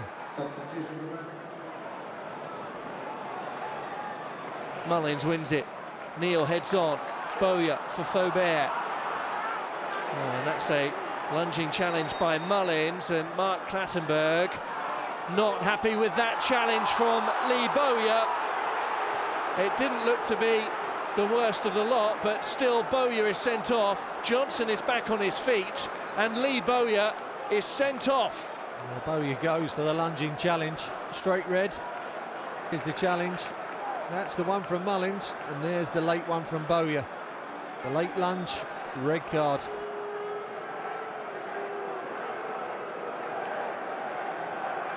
We're as frustrated as the fans, I think. You know, we started off very well, got our goal. Really disappointed with their goal. We don't think Luke has done too much for the penalty. Mark Lattenberg obviously see it differently, but we was very disappointed with that. And for most of the first half, we perhaps looked as if we might have increased our lead, but it wasn't to be.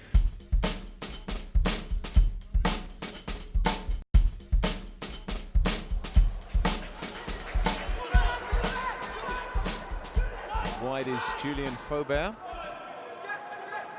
Short ball inside. Across the far post. Zamora's waiting there. What a finish from Bobby Zamora. And West Ham take the lead for the first time in this game. Chested down well, but look at this. What a strike from Zamora. Birmingham, who have controlled this game for long periods, find themselves stretched at the back and indeed behind. Faubert again. Cross to the near post. And Zamora makes it 3-1. An intelligent ball from Faubert. Hitting in the danger. Zamora got there first. West Ham have 3. The old Zamora strikes well. Zamora, more and more time it seems as the game goes on and he gets into his stride. Faubert into injury time now. There's Zamora! And he has his hat-trick in injury time from a fabulous cross from Faubert. Zamora is back, and that can only be good news for Alan Kirbishley and the first team. 4-1. He's been out a long while, Bobby, and so it's good he comes back. I think that's his second 90 minutes he's played for me. He played in the friendly last week. He's an outstanding athlete. In my opinion, he's one of the best forwards in the Premier League when he's fit, and I've told him that on many occasions. It's great to see him score a goal with a header, which is pretty rare, but we've just got to be a little bit careful as to when we bring him back. Obviously, we haven't got anything this weekend, and then we play Fulham away. But he could be a real diamond to have in the running for Curbs and Mervyn, because he can really turn games, he can score goals.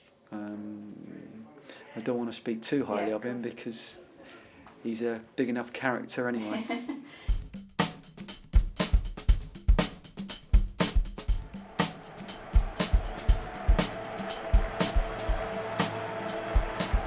Kirbishley knows it's a crucial game for West Ham and a London derby. It's the Fulham side that have been struggling this season.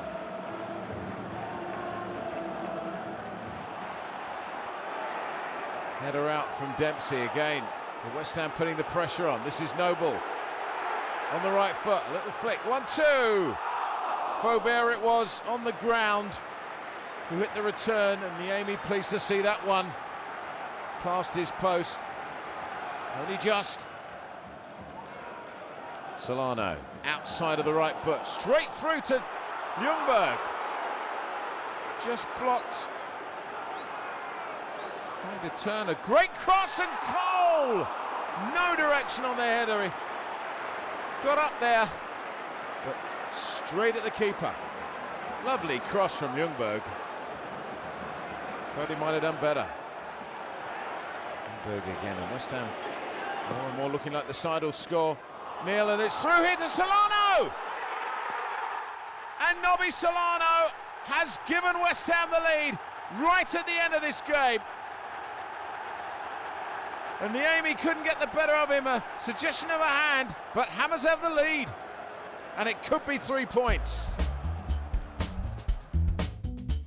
West Ham could look back on a full hand from February's fixtures, pleased that a relatively quiet month finished with an excellent and hard-earned late win at Craven Cottage, where the Hammers remain unbeaten in the top flight since 1966. we was picking the points up, and at that stage, I was quite confident I was getting one. Bobby Zamora was on his way back. I was quite confident Fulbert was on his way back. And, we had one or two of them coming back to stake a little bit of a claim and to give us them fresh legs. I was hoping in the running that we'll get a few of them back, fresh minds, fresh legs, fresh enthusiasm, to give us a little bit of a lift, because I knew that these players were playing week in, week out, and it was becoming a bit tough for us. Alan Kirbishley had felt his West Ham side unlucky to lose at Chelsea 1-0 earlier in the season, but Avram Grant's outfit were now beginning to hit some pretty explosive form in the league. And a good ball by Cole in towards Salomon Kalou. The challenge from Anton Ferdinand, and he's pointed to the spot here, Peter Walton. Ferdinand's challenge means a penalty for Chelsea. It's a rash challenge from Anton Ferdinand.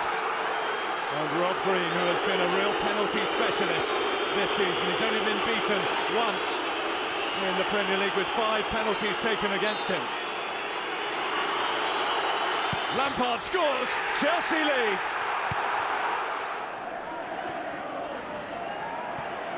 Anelka, first to react, picks out Joe Cole. Oh, brilliant! The former West Ham boys have come back to East London and scored within the space of minutes. Lampard now, spun too high for Kalou. Ballack! Chelsea are on fire. Another beautiful goal, and Michael Ballack is now in on the act. It's 3-0 in the first 22 minutes. Lucas Neal. West Ham free kick there, keen to get on with it. Luis Boa-Morte goes to ground, and the free kick goes Chelsea's way. Now, Luis Boa-Morte, I'm not sure he didn't flick out a leg there at Frank Lampard. If the referee has seen that, then Luis Boa-Morte will be in real trouble.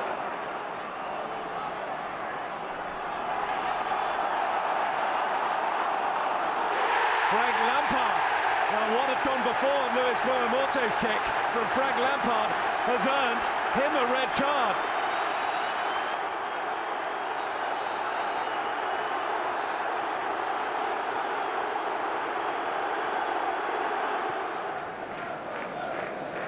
To Carlton Cole again, got there ahead of Carvalho and steers it towards goal, but what a clearance by John Terry out of the very mouth of his goal. He preserves Chelsea's clean sheet for now. McCartney, Carlton Cole. Brilliant clearance from John Terry, but Carlton Cole should have scored. He reads the danger so quickly, gets back and volleys it off the goal line. The 10 men continue to frustrate West Ham's 11, and it could get worse for them here. Joe Cole is through, saved by Green, followed up by Ashley Cole! His first goal for Chelsea puts the game beyond West Ham.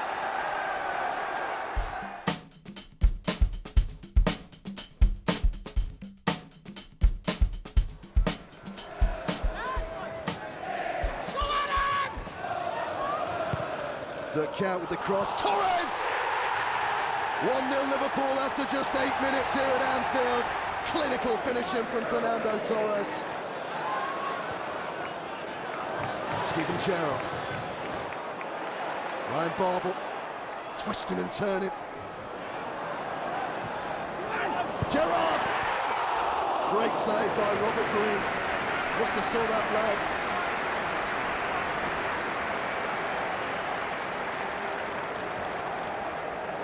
Worked his room for the cross, Ryan Babel, and it was a good one as well. Picked out Gerrard beautifully. Dirk Kuyt, plenty of red shirts in the middle. One of them's Torres! There's that Kuyt-Torres combination again, and Liverpool lead by 2-0 at Anfield. It's Torres again, he's on a hat-trick, he's got it. Here's Steven Gerrard. Can he make it fall? Oh, he can! Stunning goal.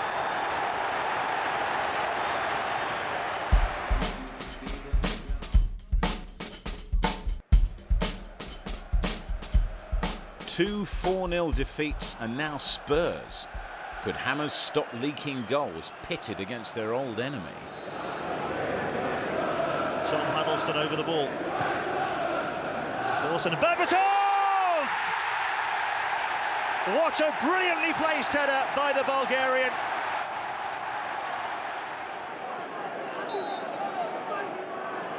Huddleston again. Berbatov again! Oh, can you believe it? What is going on in that West Ham defence? Dimitar Berbatov has made a wonderful start here with 2 cracking headers.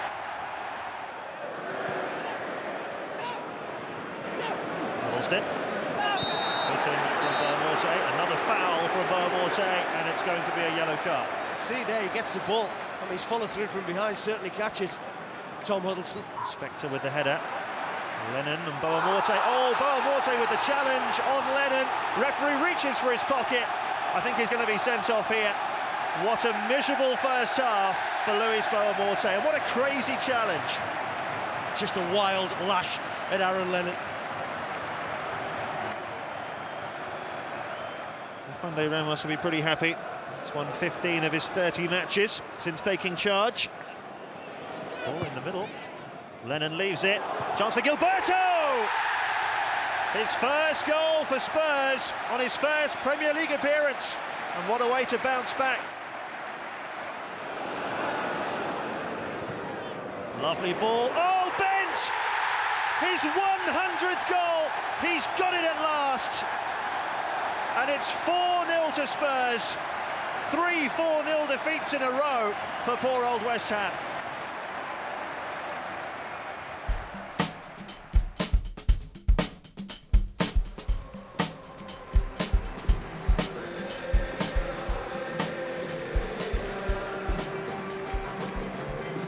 An away win. Started West Ham's great run last season against Blackburn Rovers. Beat them again at Ewood Park. How Kirbish's men would love to do the double over Mark Hughes' side this afternoon here at Upton Park.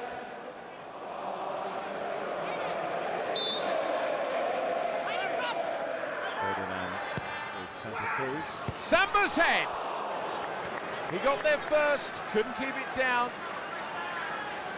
Really causing trouble in the Hammers' defence. Pedersen has got away from McCartney, and it's there! And it's Santa Cruz, and Blackburn have the lead. Great cross from Pedersen, fabulous header. Zamora's cross in. Ashton nearly crept in. One striker to another. Friedel just got there. Wins it again. Lovely turn from Ashton. And that's an exquisite finish. Ashton has an equaliser for West Ham. Got to the ball before Friedel. It's 1-1. And Freddie Sears, a debut. 15 minutes to go. Can he be the man who breaks the deadlock? Through ball, Ashton's found some space here. It's got to Sears, and again! High drama at Upton Park. A tiny striker with a giant of a goal on debut. Freddie Sears. It's been taxing 7 days, I must admit, and you know, we needed a result. Whatever way we got it, we needed a result, and to put the icing on it, you know, young Freddie's come on and give everybody a lift, because it's great to see, you know, young players coming through, and he's one of them. I was calling for it, and I know what Dino's like. He's got a great brain in that, and he just picked me out, and obviously had a shot, followed up the rebound, headed it in.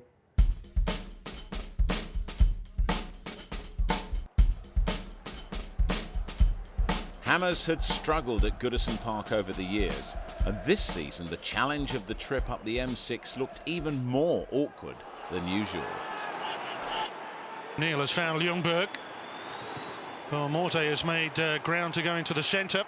Interesting, because Ljungberg's built to exploit any space like that. You can see as soon as Baines has gone down one side, they're attacking in the space that's left by him. Needed a better cross from Freddie. Noble once again with a set-piece delivery. It's a really good one too, and it's off the frame. It was Tompkins on his debut. And that young man denied a goal in his debut by the woodwork. Nice turn, Yakubu. He's got the finish. He's got a thumping finish, and Everton have the lead. Yakubu feels Tompkins, bit of naivety, and I don't think Tompkins will have played against anyone strong like Yakubu before. He just bulks him, watch him, lets him run, lets him go, rolls him, and there's a striker at the top of his game. Noble looking for Ashton. Oh, chance here! Ashton on the turn after a right old muddle in the Everton defence. Maybe this angle will show you if it comes off the defender's boot last. No, but the pressure's there, and it's enough to put Ashton off his strike, and he knows how important that equaliser could have been. Parker. Might break for Ljungberg, whistle's gone. He's brought it up for a foul against Parker. I think Parker does get caught as he's going through. Ashton. Oh! The foot of Tim Howard has saved Everton from conceding a late first-half equaliser. There's all sorts of drama in there, and there is a superb reaction save from Howard. That's not easy, you know. Dangerous area. Ashton! 1-1. Trademark Dean Ashton. No pressure on the ball. It's travelled a long way. Good competition, and he's used his physical presence. Ashton now has to attack it, and he gets up and above Jagielka. Well, here is Sears. He's making a name for himself, isn't he, in the top flight. Noble. Lovely return. Noble! Oh, wouldn't that have been a grandstand finish? Just the simplicity and intelligence sets up Noble. Noble has no hesitation. One goal to win it. Maybe Sears can do the business for West Ham again. Oh, it's off the post and away by Jagielka. What an impact this young man is making on the top flight. All created by Ashton's flick. Little touch. He must think this game's easy. Overall, I think that we was quite strong, but you need the goals, and the biggest problem we've had is that we have been on top in games, but we don't quite get enough goals to finish teams off, and that was the case today. Thought we was in. I was already off celebrating. I thought just hit the post, but it's just inches away. I was gutted by him, but could have been a hero twice into the reach. It's really unbelievable, but just got to get on with it really and keep going from there. Roy Keane learned most of his managerial tricks from Alex Ferguson, including the importance of a mouthful of chewing gum for meditation. Alan Kirbishley's side had conceded 9 goals in their last 3 games on the road. Could the defence keep out Sunderland on this wet Saturday afternoon? He's gone for the return. It's Ashton though. Oh, off the woodwork. Gordon couldn't get there. Ashton coming within a whisker. Took it first time as well. Carlton Cole.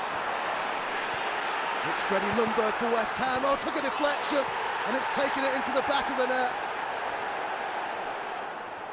Looked to come off Nyron Nosworthy on the way through. Yeah, it did.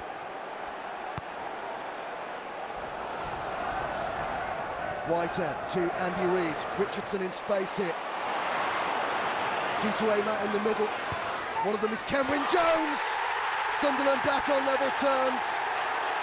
Kenwyne Jones with his 7th of the season. So well found by Richardson. Dean Ashton now to Carlton Cole. Oh, what a save. Wonderful work from Craig Gordon.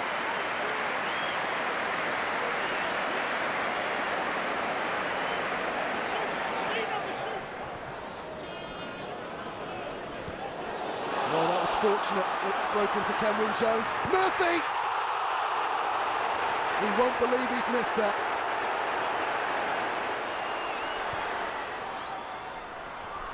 It's going to break for Reed! He might just have won it in added on time. His first goal for Sunderland. Brilliantly taken on the volley, and that's what it means to that.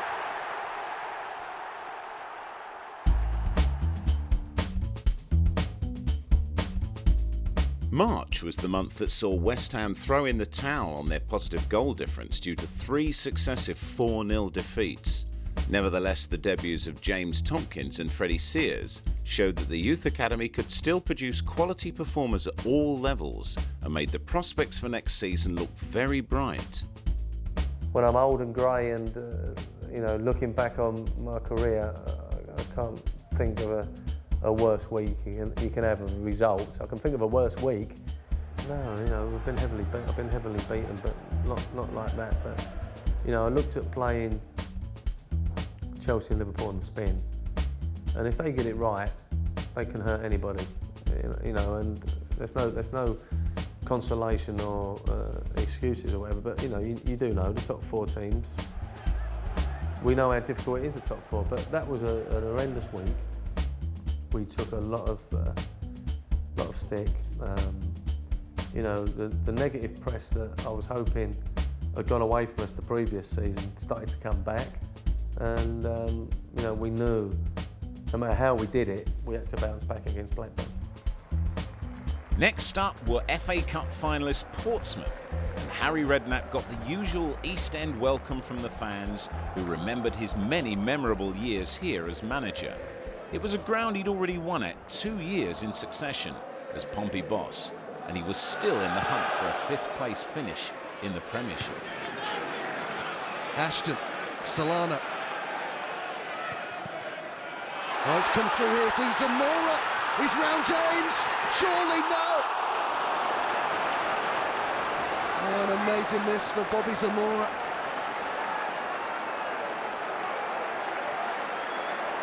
So fortunate that it went through to him the way it did. The pass from Solano deflecting off Mendes. And it was that touch there that just slightly took him away. Have Portsmouth got a goal in them now, looking for their 9th away win of the season. This is Cranshaw. Again, he's looking to make room for a shot. And Mvuemba. West Ham with lots of claret and blue behind the ball. This is Cranshaw. Oh, what a great goal that is. Nico Cranshaw picking his spot and finding it beautifully for Portsmouth. He's had a few sighters. Ferdinand's header is to Parker, now it's Norberto Solano. Oh, David James wasn't sure it could let in Freddie Sears here. He's got to be careful, James.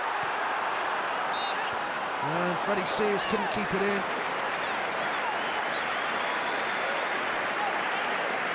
Just a bit of indecision involving Distan and David James. And any contact at all there on Freddie Sears and the young striker would have gone down. Just managed to pull back his hand in time, David James, in the nick of time.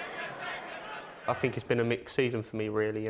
Personally, it's not been great, but as a team, I'm pleased with the way things have gone. For me, I would probably want the season to be carrying on, obviously, but it's not to be. In a way, I suppose I can go back now. Get fit, get really fit, and hopefully come back next year and stay fit and play games. Really, it was my 2nd time coming back. It was probably my 6th, 7th game I'd made on the run, really. So that was probably my highlight, scoring my 1st goal. And there's not been many this year for me, but that's one which has probably stood out for me.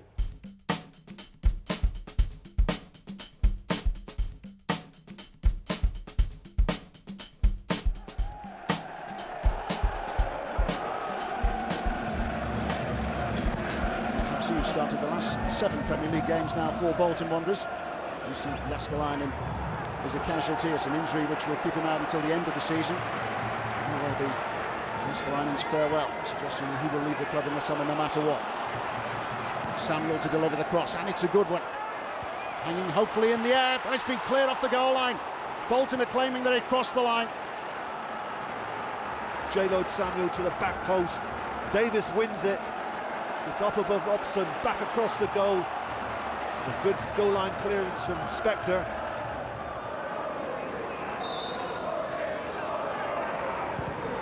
And by Camper. Doing again for Davis, he's got the flick on. El Hadji has put the ball over the line, and it has been ruled out for an offside. Frustration again for Bolton Wanderers. What they must do now to make the breakthrough.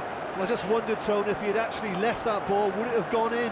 Lovely flighted ball in from Campo. I think it's Nolan who gets the flick on. Now, would this have gone in? It's a very, very tight decision indeed. It did look from that angle as though El Hadji, although he applied the final touch, was just onside.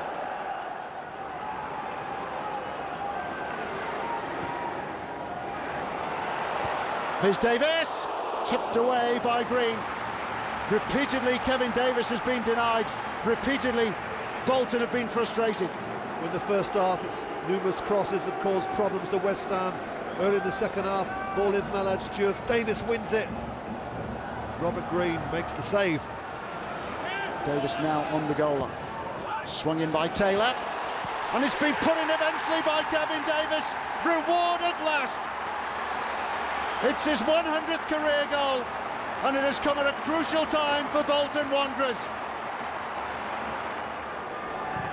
Looking by Zamora, looking for Ashton. Fisted away by Al Habsi, and cleared off the goal line by Cahill. There's a chance there for Boamorte.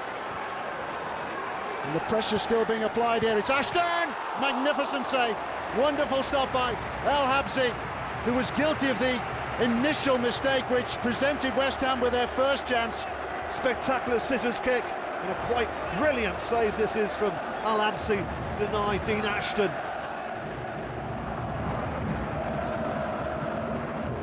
You know, I've got to be thinking that you know, we've played another game. It's another 1-0 defeat. We've been losing by the odd goal, and we think that we're better than this. But it's been very difficult. You know, every week in, week out, we're coming to games a bit patched up, and I don't think it's going to change between now and the end of the season.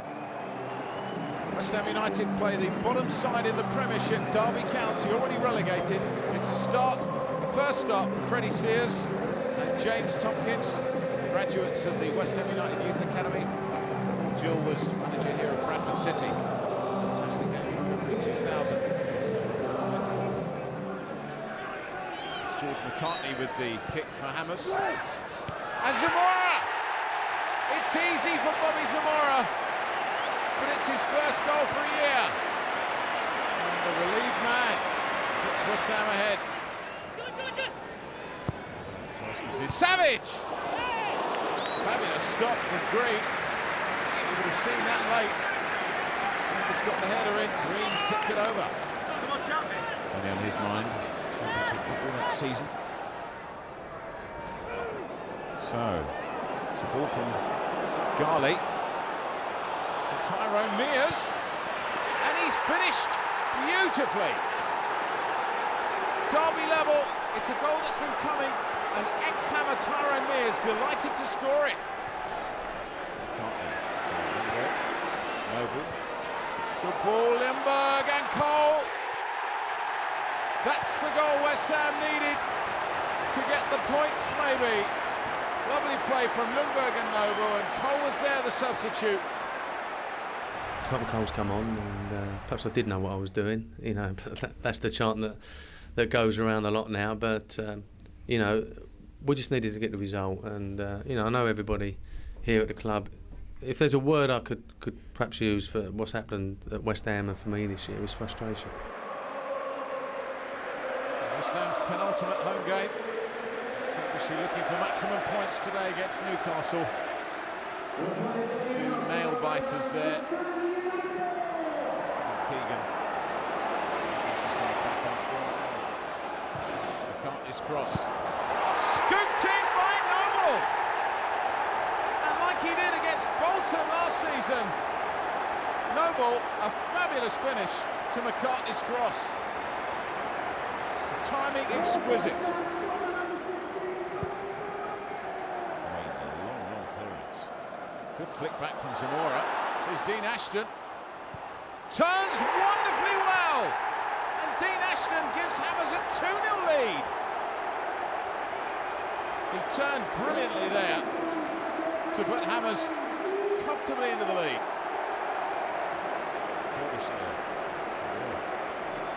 Opportunity there. Setting aside 2-0 in front. Flamey Martins. And Newcastle have one back. Just 5 minutes to half time. Tompkins stretched but couldn't reach it. Wonderful finish. Nicky Butt. Newcastle just to wrestle the advantage from West Ham. Cross from Bay. Shot comes in, it's deflected, and it's Jeremy who's pulled Newcastle level right on the stroke of half time off George McCartney's shoulder. Keegan can't believe his side have pulled back after going 2-0 down in the first 20 minutes. Is Robert and Ashton! What a save from Steve Harper. He had seconds to look at it. Lovely layback from Cobb. Excellent save from the Newcastle keeper. Playing so well for 40 minutes and racing into a 2-0 lead, which could have been a bit more. To go back in at half-time 2-2, I think we let them off the hook really. I didn't have a lot of holiday last year. I only had a short time. And the year before that I didn't either with injury. So I'm happy this summer that we've got a friendly and only one friendly, and then I'm off for the rest of the time. So that'll be nice to just get away and chill out. With just 2 matches to play in the Premiership, West Ham looked likely to finish the season in the top half of the table, where they'd been for most of the year. Injuries to Ljungberg and Ferdinand were typical, but Alan Kirbishley remained upbeat about the future and Hammer's visit to Old Trafford the following weekend, which had a radically different backdrop to the visit at the end of the previous season. Players that have been playing have done great. We may not have been doing as well as everybody wants us to do, but we've held our head above water. Young players were getting an opportunity. We wasn't playing well, but we're West Ham. Being a West Ham player, being a player coming to play at Upton Park, being a manager coming to manage at Upton Park, and now being the manager of West Ham, I do know it's quite demanding. And at Upton Park, the atmosphere, the fans, they demand certain things. When it's going great, it's second to none. And I think the running last year proved that they carried us over the line, especially at places like Wigan. If they want more from us, if the fans want more from us, we've got to deliver. I ain't got a problem with that. And, I've said recently, let me get my team out there and let's see what we've got, and we'll see where we're at then. Unlike at this stage last season, Manchester United could not now afford to slip up against West Ham at Old Trafford if they were to keep ahead of Chelsea and win the title. And they set about their merciless mission from the very start of the game.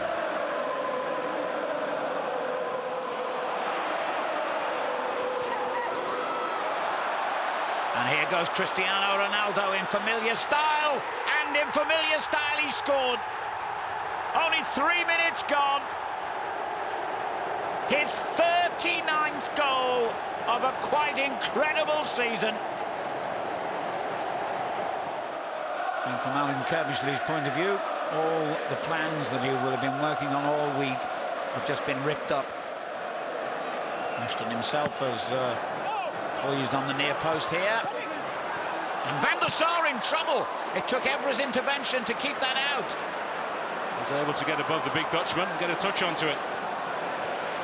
Yeah, Tompkins with a header back. Well, it's Bobby Zamora actually who gets the nod on. Back from United again. Hargreaves. That's dangerous. Oh, would you believe it? Ronaldo found the ball drifting straight onto his thigh. He looked to see if the offside flag went up. It didn't. He scored again.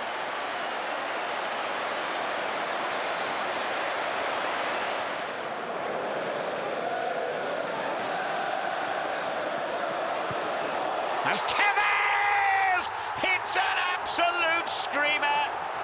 It was always going to happen, wasn't it? He scored here for West Ham last season. A crucial life-saving goal for them.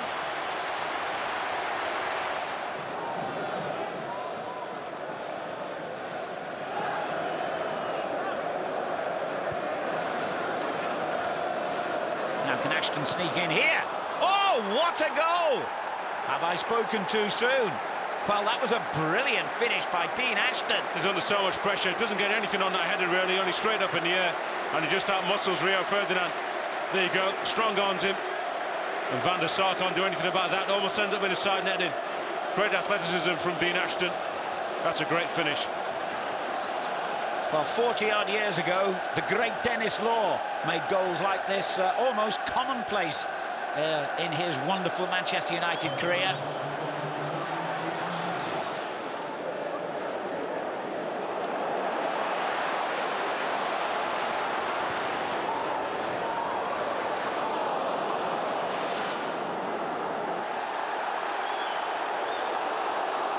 Ferdinand quickly in, and something's happened here. Clash of heads that made the referee instantly whistle and stop play. Well, there's a headbutt from Nani into the chest, and a second one into the face. Well, he's got to go off for that, surely. He has to go off. I called it a clash of heads, which it was, but it was a very deliberate clash of heads, and I cannot see how Nani can remain on the field. Well, now this could, there's the red card, this could give a very interesting twist to proceedings. A moment of madness by the Portuguese international. That clearly was a red card offence. Carrick. He doesn't shoot too often. He ought to shoot more often. Michael Carrick, with the aid of a deflection, has restored Manchester United's 3-goal lead.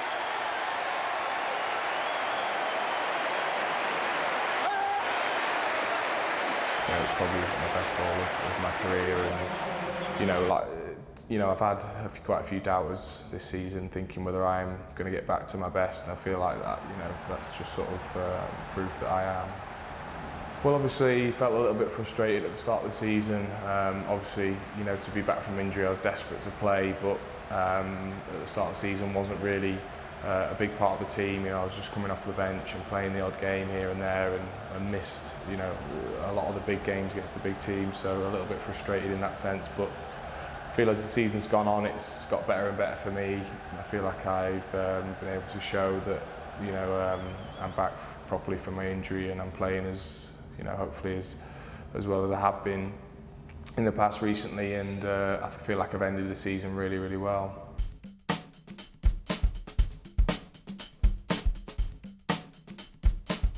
And obviously you've won Player of the Year or Hammer of the Year this year. The fans have voted you their sort of top player. When you first heard that, how did you feel? First I heard that about 3 seconds ago, so that was quite pleasing. It was obviously very pleasing. I've got a good rapport with the fans, love playing in front of them, love playing for the club, and it's, as frustrating this season as it has been for the fans, and they obviously, they recognise that people are putting in hard work, and that's a wonderful achievement for myself. It's something that I failed to do in 10 years at Norwich, and so in my second season at West Ham, it's really pleasing. A brilliant hot summer's day is traditional for the final day of the season. Today is no exception, and Villa have come to London's East End knowing that if they win, they'll definitely be in Europe next season. A win for Aston Villa, coupled with defeat for Everton, who are at home to Newcastle, would mean that Aston Villa finish 5th. Some defending to do at the moment though, Lucas Neal. Here's Morte, it'll come to Ashton, poor control. Well, he should have buried that, but Martin Larsson made sure that he didn't get the opportunity to. They've got a little bit lucky there, West Ham.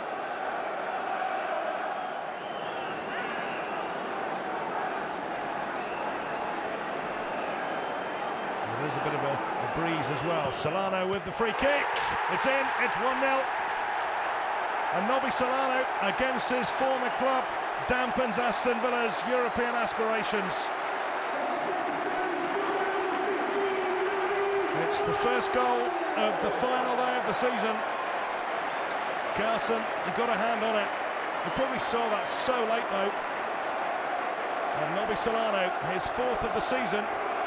It's the 49th career Premier League goal for him. Well, it's a perfect start for West Ham.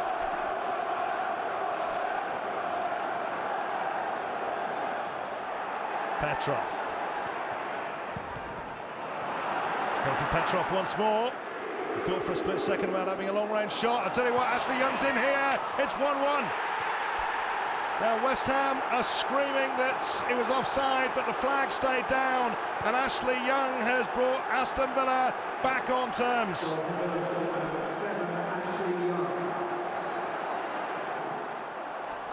West Ham felt that Rio Coker had fouled there, but the referee was adamant that he wasn't, and it's through here for Gabriel Bonlahor. It's into Carew. It's a great block by Robert Green. It'll come out of Stilian Petrov, and Green, he's taken Stilian Petrov there, did he? No, the referee has given it as a free kick to West Ham, and Stilian Petrov is going to be yellow carded for diving.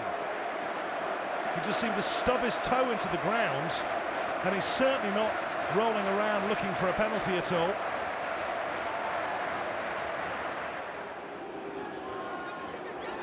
Well, he's done really well there. In the end, the ball is towed away by Parker, but it's come through to Gareth Barry, and Gareth Barry, he tees it up instead for Rio Coker, who shoots. It's blocked. It's in there now. It's Gareth Barry, and Aston Villa have come from behind to take the lead. They lead by 2 goals to 1.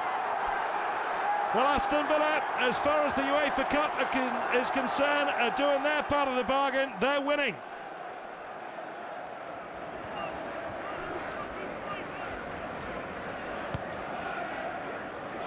Here's Morte. Rio Coker tried to take it off him. The crowd were appealing for a penalty. Well, Lewis Morte's still got it. He's done very well there. Oh! The frame of that goal rattled for the 2nd time today. This time it's Zamora. Ashley Young hit it in the first half. Well, he got up well there. And it was all down to what Lewis Morte had done. Couldn't get the shot in himself. Eventually found a colleague. And Scott Castle was beaten. But the woodwork coming to his rescue.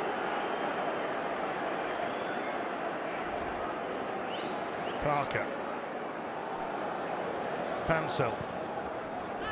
Blocked by Young. Oh, Stilian Petrov left it, and it's an equaliser. Well, he's into double figures now for the season in the Premier League. Dean Ashton, it's West Ham 2, Aston Villa 2. Well, there's a couple of minutes remaining, but as it went through there was the opportunity for it to have been cleared, and Stilian Petrov, I think he felt that a teammate was in a better position to do so, but Dean Ashton was lurking, and when Ashton gets this kind of opportunity, it's thump, and it's picked that one out. It's a fantastic goal as far as West Ham are concerned. It's a poor one defensively as far as Villa are concerned.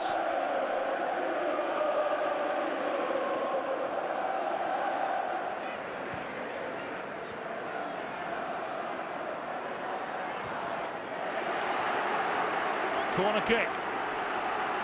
Still a chance.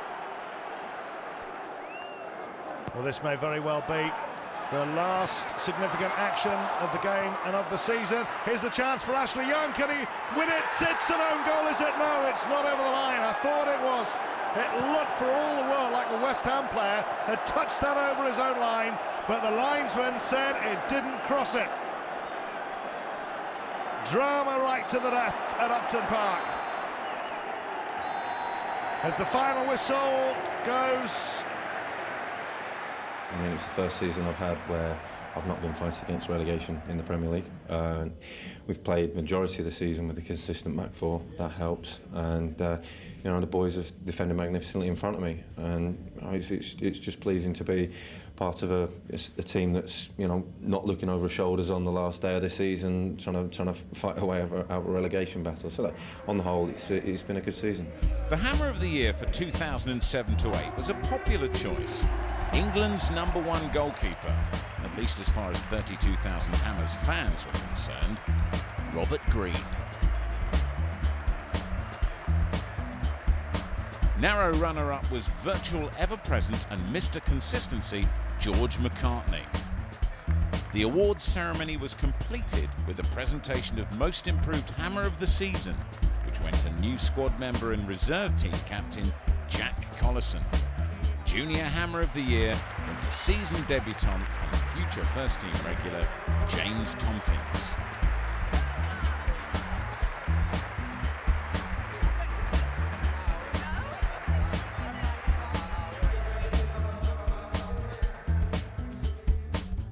A strange and sometimes brilliant season, but one which West Ham in the end couldn't wait to finish.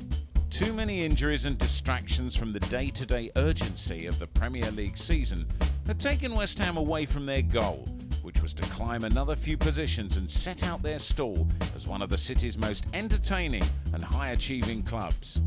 But there is always tomorrow, and given time, there's still a strong belief amongst the fans that Alan Kirbishley can truly improve, even on his excellent achievements at Charlton just a few seasons ago. It's going to be a brilliant tomorrow. It's been a very difficult season. I've been at the club 18 months and I feel as if every week has been tough, you know, and but I've got to get on with it, you know, and I'm one of them sort of people that the next game is another opportunity. Send everybody home happy.